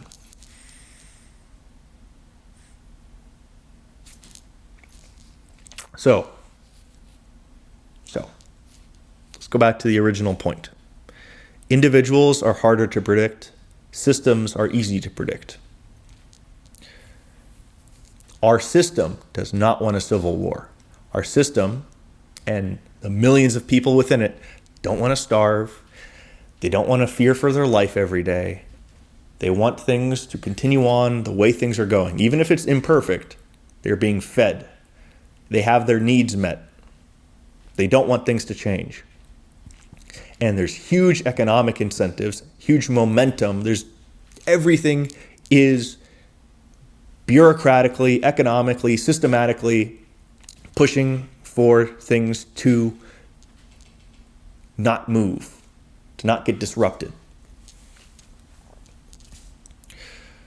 The reality is there's a real potential of a black swan event.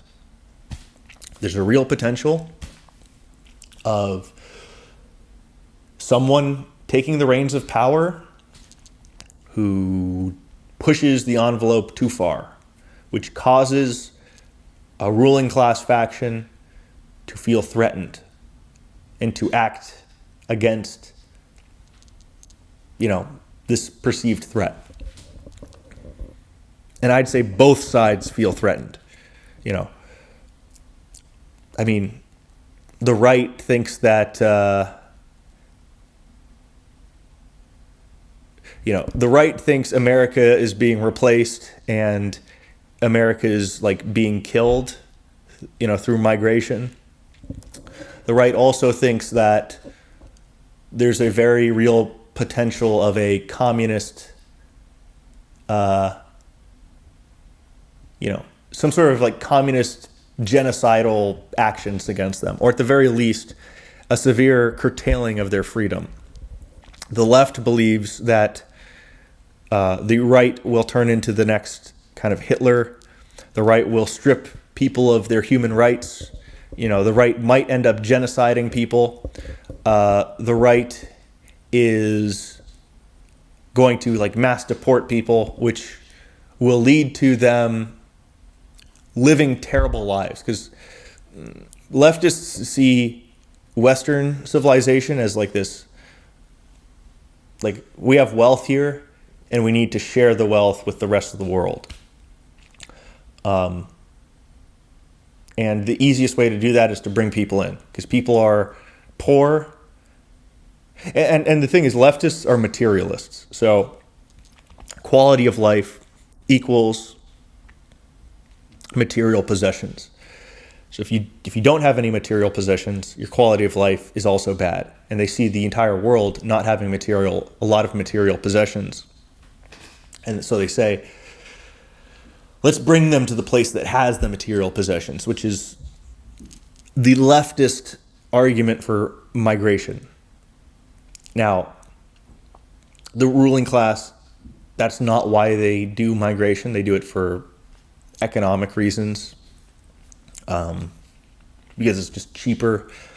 It also secures like voting blocks and stuff. But anyway, I guess there's a lot of complexity around the immigration question. But that's like kind of the main issue, honestly. And both sides see it as existential. That's the problem. Like, and not just trivially existential. Like, both sides see it as like world ending. Also, the leftists also believe that the world is literally ending due to climate change.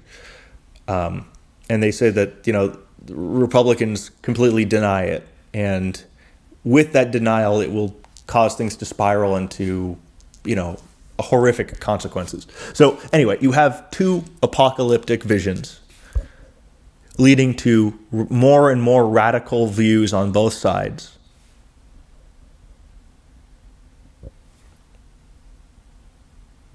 So it's kind of already a life and death thing in the minds of many,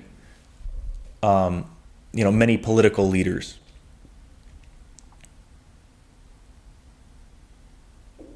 So why hasn't anything happened yet? And I think maybe the only stopper to all this, which is crazy, is the age of our congressmen. Because everyone in Congress is like a geriatric old boomer who think that everything is fine. Oh, everything's all good. Oh, blah, blah, blah, blah, blah. And they won't do anything. They won't rock the status quo because they built the status quo. Or at least they inherited it. And it worked out fine for them, so they don't really care about how it affects other people. But what happens? What happens when they are no longer around to lead? What happens when boomer hegemony is vaporized by the slow march of time?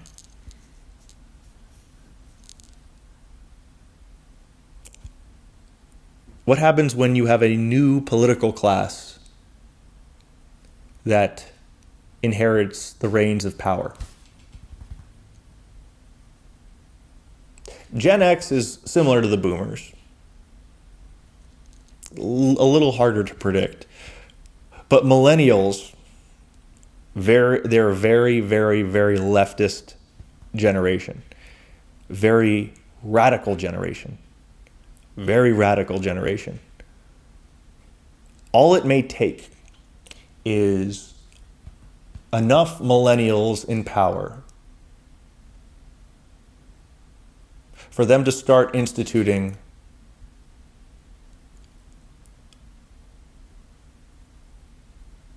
policies that are not moderate anymore. Policies that trigger not just a kind of a vague feeling of, apocalyptic impending doom, but like an actual, feeling that the opposition is on death ground.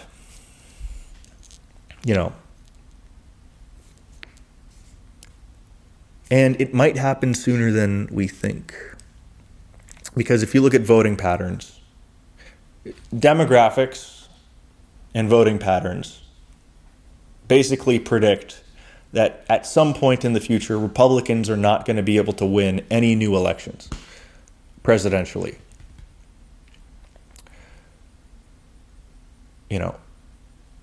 Maybe that can gets kicked down the road further, but it's a very real possibility that Republicans may just not have the votes for this. And if that happens, then there's no political incentive to be moderate, because if your re-election is guaranteed because you now have a uni party, then you can basically do what you want, because you are no longer beholden to another party coming in and messing everything up, or kind of having retribution or something like that. Like, because our current system kind of has to function on both sides cooperating, right? If they don't cooperate to at least some extent, no one gets what they want. But if you no longer need to cooperate with the other side, that can maybe spiral into something crazy. So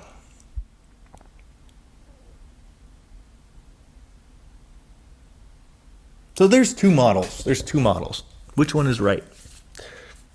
Model one is the economic incentives, and just our bureaucratic system is so efficient, nothing changes.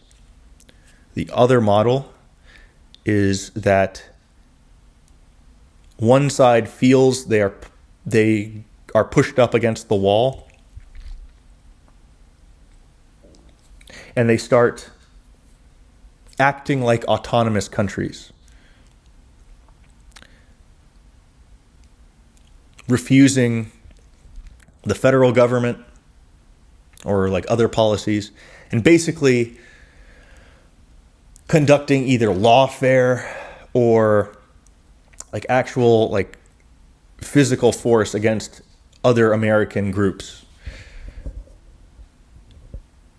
And that might spiral into a actual conflict, a broader conflict, due to the precedent it sets. Because also, if the federal government isn't able to stop that, like if you see the National Guard actually be able to stop the federal government from doing like something big, then other states will say, "Oh shoot, then we can just disobey too," and then they can then at that point they'll say, "Why do we need to follow any of these like federal regulations? I'll just do whatever I want." And I would say the real point at which it might be like way too late could be if states start restricting immigration from other states. Like if Texas stops people from California from migrating to Texas, that might be the big thing. That might be the big one. Because that's what a country is. A country is like a control, like a country is something that where the state, or one definition of a country is where the state defines the content of the country, like who's in it, what the makeup of the country is. And if each state is able to define that for themselves, instead of the government doing that with like free migration between states, then each state is acting like a complete like sovereign country, like kind of independent of the federal government. Maybe that's not like the big thing, but that's possible. That can happen. And if it does happen, well, then at that point, like what's the difference between a state and federal government, right? If the states don't follow federal laws, let's say they stop paying taxes, and let's say they don't let people in, then it's a country. It's just its own. Texas is now its own country. If Texas starts doing that. And at that point, maybe the federal government says, Texas is seceding from the Union, and by the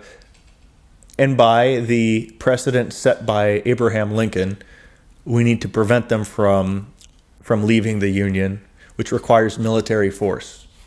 And that might lead to a cascading effect where other states ally with Texas and follow its lead and whatnot. And then I don't know what that would look like. That might look crazy. Because in each state you have a city, and the cities have a very different political constituency compared to the rural areas. And basically you might see states fighting each other and the federal government trying to fight too. You might see big groups of the American military deciding to like join the states versus joining the federal government, which is what happened in this actual Civil War. But you'd also see probably like partisan fighters. Like you would see like Antifa groups like rise up in the cities and build up like different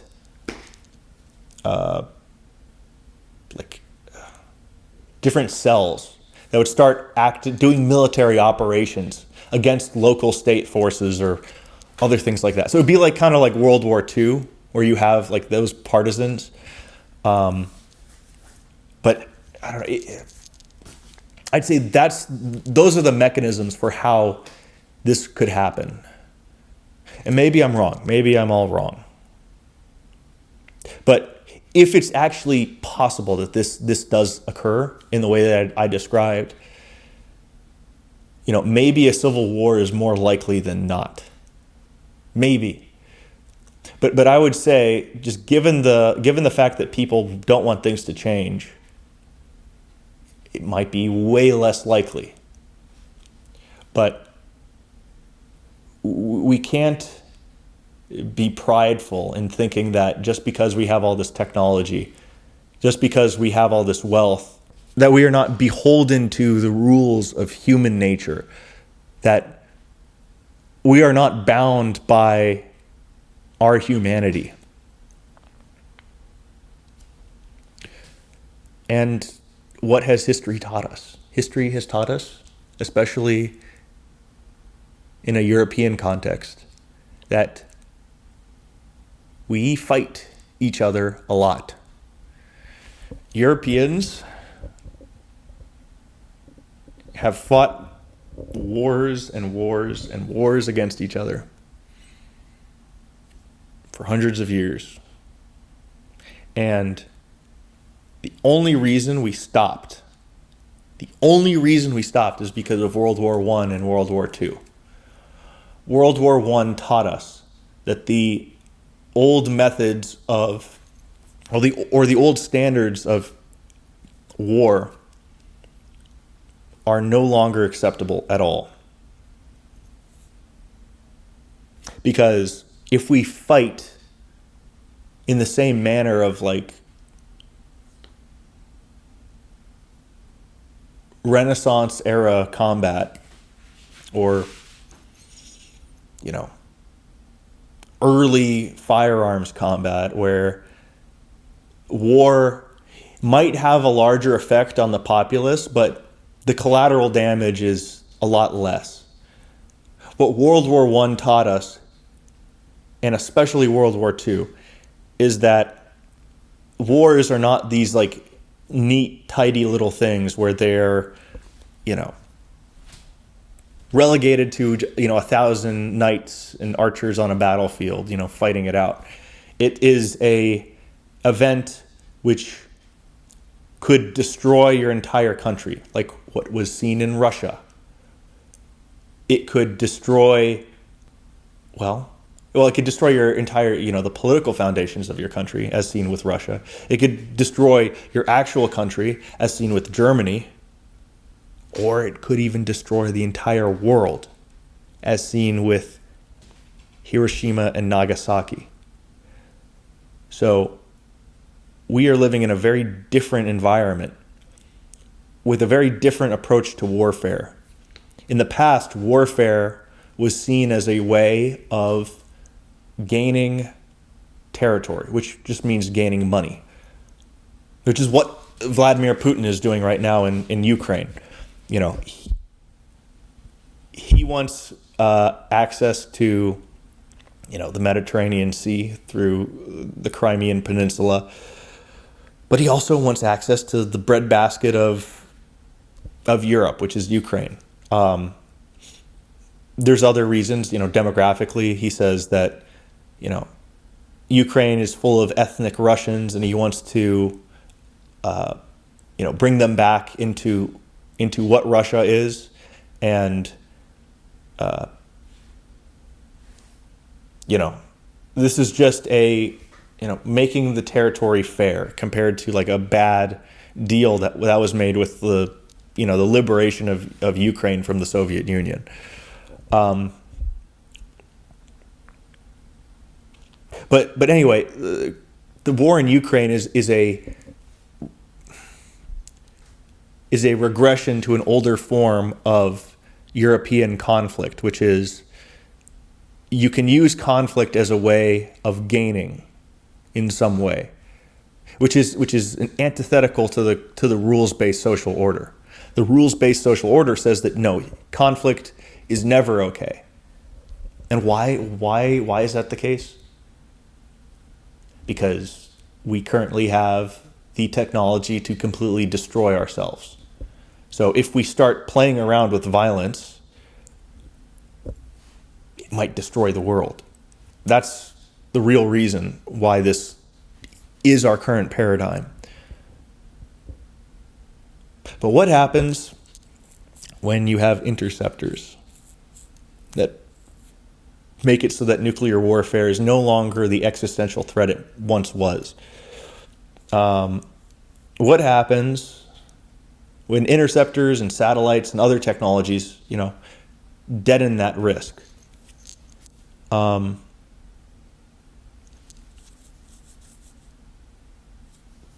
Or the idea of mutually assured destruction, prevents people from thinking that nuclear war is even possible.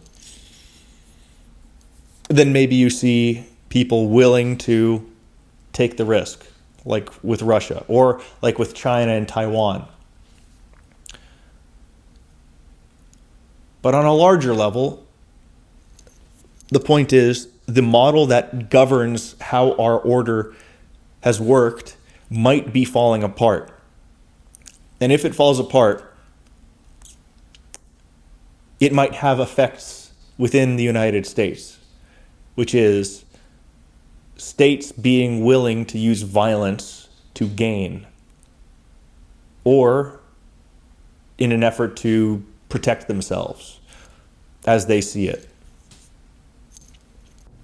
Now, America is much more reliant on other countries than it has ever been in all of American history. China is very self-reliant. It has a huge industrial base. We are losing power, or we have already lost power, in one, in a critical area. And you could argue that we're still like a global superpower that can rival China, but in a very real sense, we're a secondary power along some dimensions.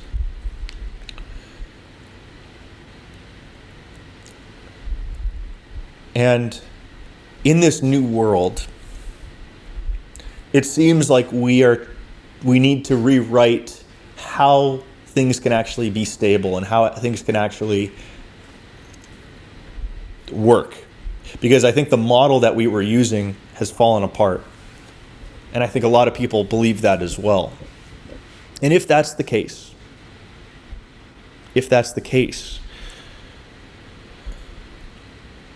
both domestically and internationally, we need some sort of a definition of what this order will look like, so that we don't end up destroying ourselves.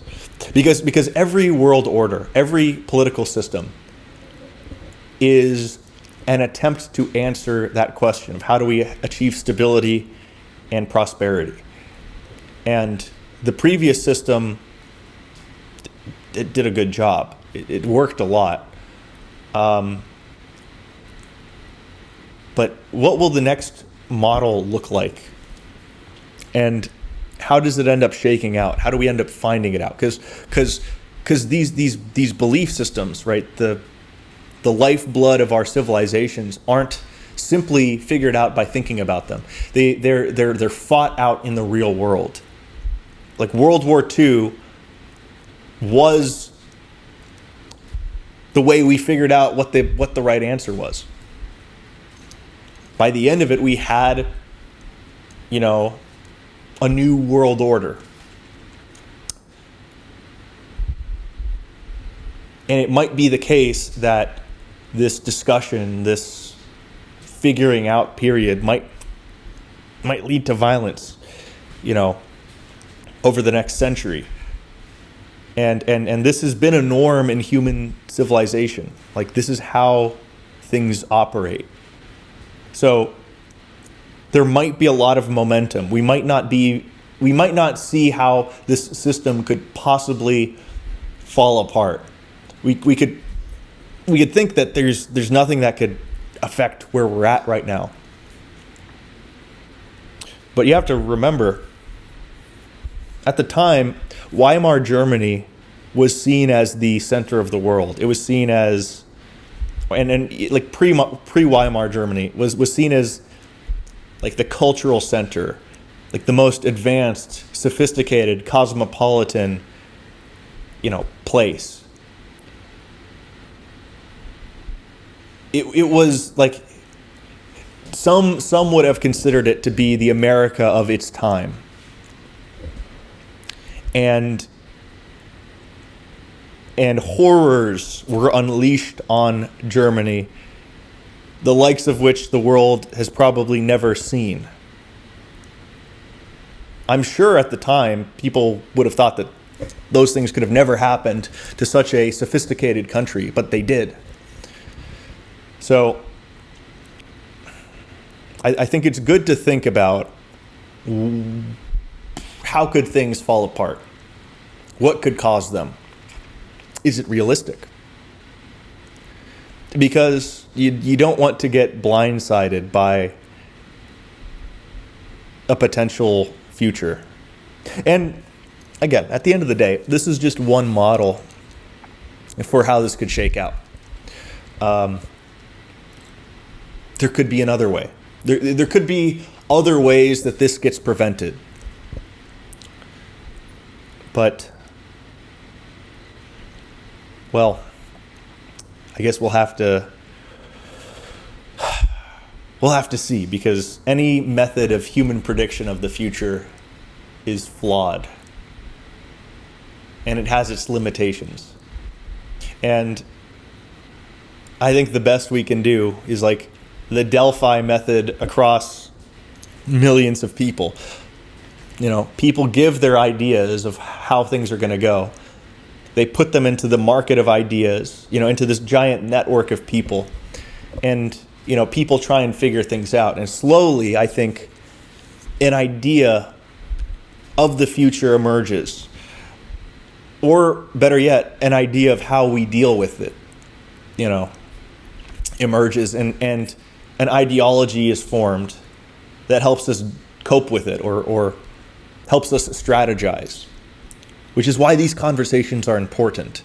And which is why I think getting stuck in a previous system that still works, but is showing cracks and may not work indefinitely into the future. I think, being married to old ideas is dangerous, because if you are married to old ideas, if you can't conceptualize in another way of understanding your world around you,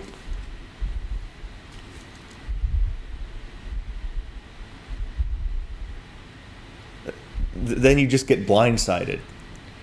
You get blindsided and you cause a catastrophe far worse than you could have thought imaginable. Like in World War I, what got us into that war? The old European way of waging conflict, right? The old Napoleonic way. We thought we could afford it. We thought it would be over within a couple of months. We thought, oh, this isn't going to be terrible. We were wrong. The old European order, the old monarchical, the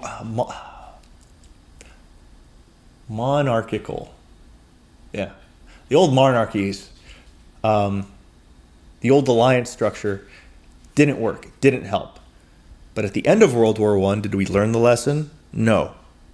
We penalized Germany, we caused extreme hyperinflation, we destroyed their economy, and then from the rubble of that society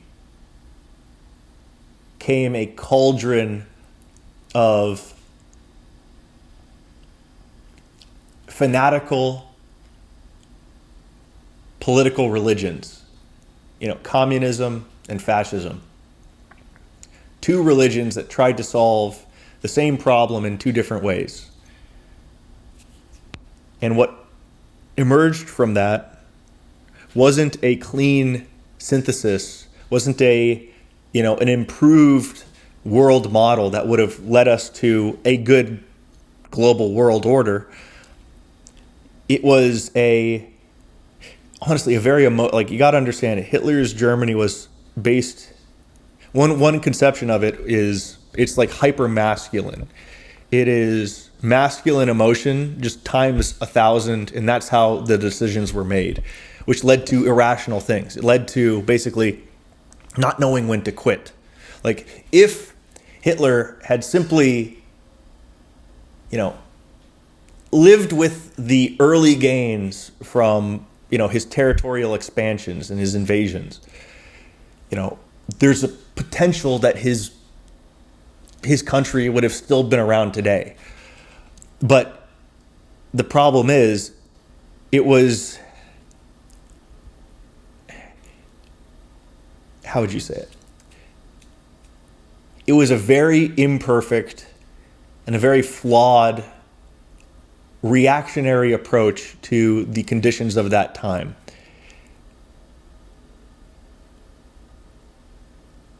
Which led to a horrific outcome. Instead, the optimal way to solve this is like how America solved the nuclear problem and all these other problems at the end of World War II, where we came up with the rules-based global order, where we came up with the system that has led to peace for like over 80 years. That worked. Whatever they did worked because they molded over. They talked it through. They had committees that were, doing game theory and thinking about this. How do we approach nuclear war? How do we make sure that, we don't kill ourselves? And it worked. Are we still around today? We still are. I'd say that they made some mistakes. There were a lot of things that they could have done better, but Did they just emotionally react? Did they just say, okay, we're going to take over the state, and then we're going to implement a bunch of these policies, and we're not going to have like like Hitler's Germany was what happens when you give like a toddler control of like a bulldozer, and he's like just, making it go around.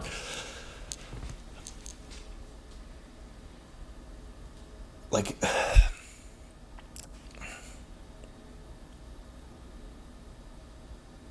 reactionary extremism is not the answer towards a lasting global order. But the problem is it seems like that's where we're going. The old rules-based social order is showing its flaws. It's being shown as having serious issues. We can either look at that and say, okay, we need to come up with a new revision. We need to come up with a new approach to a global order. Let's go back to the drawing table. Take the good parts, but then fix the things that weren't working. That would be ideal. If we did that, that would be great. The problem is, what is America doing right now? What is the ruling class doing? It's doubling down on everything, especially in Canada and the UK. Like, it is taking all of the beliefs that have propelled us for the last 80 years, and they're just, jamming their thumbs in it. They're clicking the button as hard as they possibly can, because they think, oh, we just haven't tried our system hard enough. We just haven't done it hard enough. We just got to do it more. That's exactly what led to tens of millions of deaths in World War I, and even more deaths during the latter part of the 20th century. And I think maybe that's just how humanity works. We don't learn. We don't learn until we're forced to learn. And I think our toys and the things we have are too powerful for us to to afford to be that to act like those types of babies anymore. And the other problem is, I think that our institutions are captured by people who are just insane, who have no bearing on reality, who don't see the world for what it really is. They have like these weird like pyrovision goggles, and they see the world for this complete fantasy land. Like we don't have real, genuine leaders who are brutally honest about statescraft.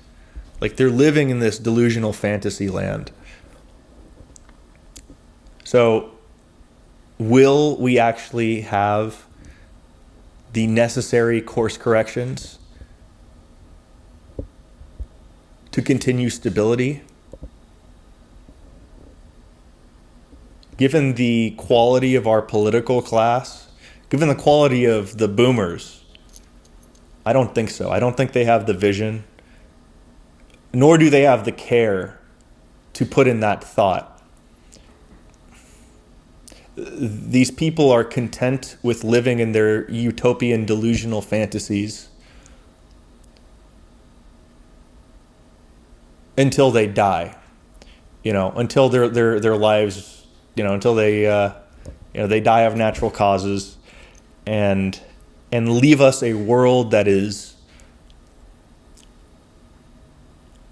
just bizarre beyond any historical reference frame.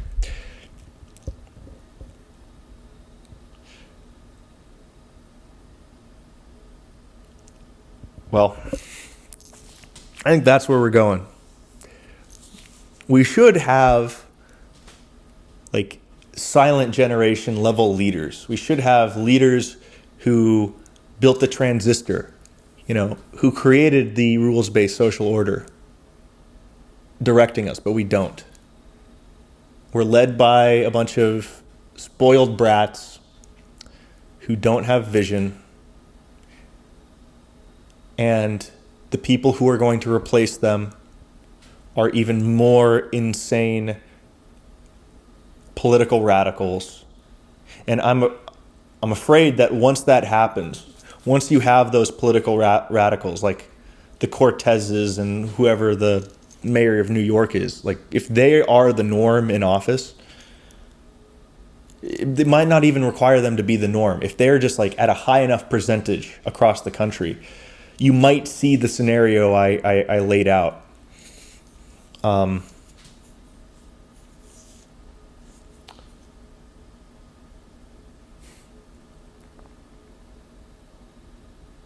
And I would say something that could get us there even quicker is if we have a major war in the world, a war that isn't just trivial anymore. If we have a war against China to some extent, it might lead to an extreme degradation way faster than anyone thinks possible. Now, is that realistic? I don't think so, but it's possible. But anyway, I think on a higher level, I would say I'm not sure how many periods of long-term peace we've seen that have gone on for this long, that haven't devolved somehow. You could say, oh yes, it's just going to keep continuing, but we don't really know that. And historically, we have lots of examples that say that peace doesn't last. So,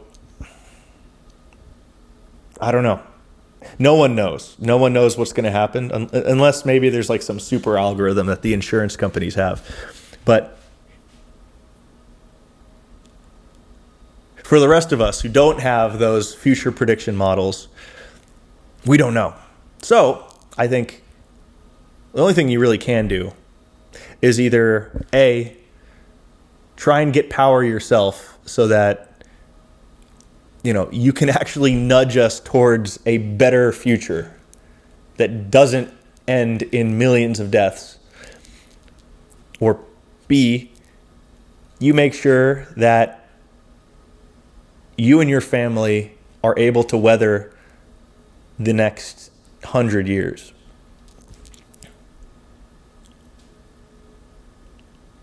Which means just being prepared for anything that could happen. And I would say the fundamental way to really solve all these problems at once is to start building communities. Like, you got to take up the mantle, take up the responsibility of leading people around you, or helping organize. Maybe it's a matter of taking everyone and maybe meeting regularly with them. Having some sort of like bringing back a social cadence where they all meet together. They're all able to network with more people, and people are not just like loosely connected as acquaintances, but like deeply connected with each other. Because what you need is a community of people who, if things get to a point where they're chaotic, they will actually be willing to help each other. Because what you don't want is to be on your own in an apocalyptic world. Apocalyptic compared to where we are now, where the supply chains are gone, people are starving, and no one can help you out. Because the only way people are strong is if we are strong in a group, as a community, together.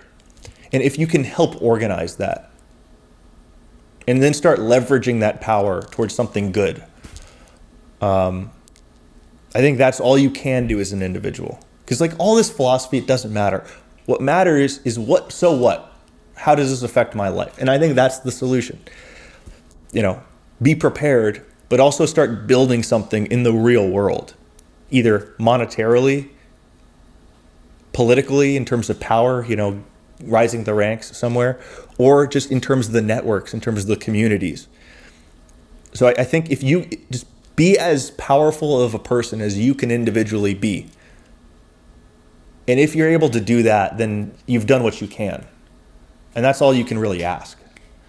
But what you don't want to be is someone who's playing video games all day and is feeling depressed and doesn't know what to do.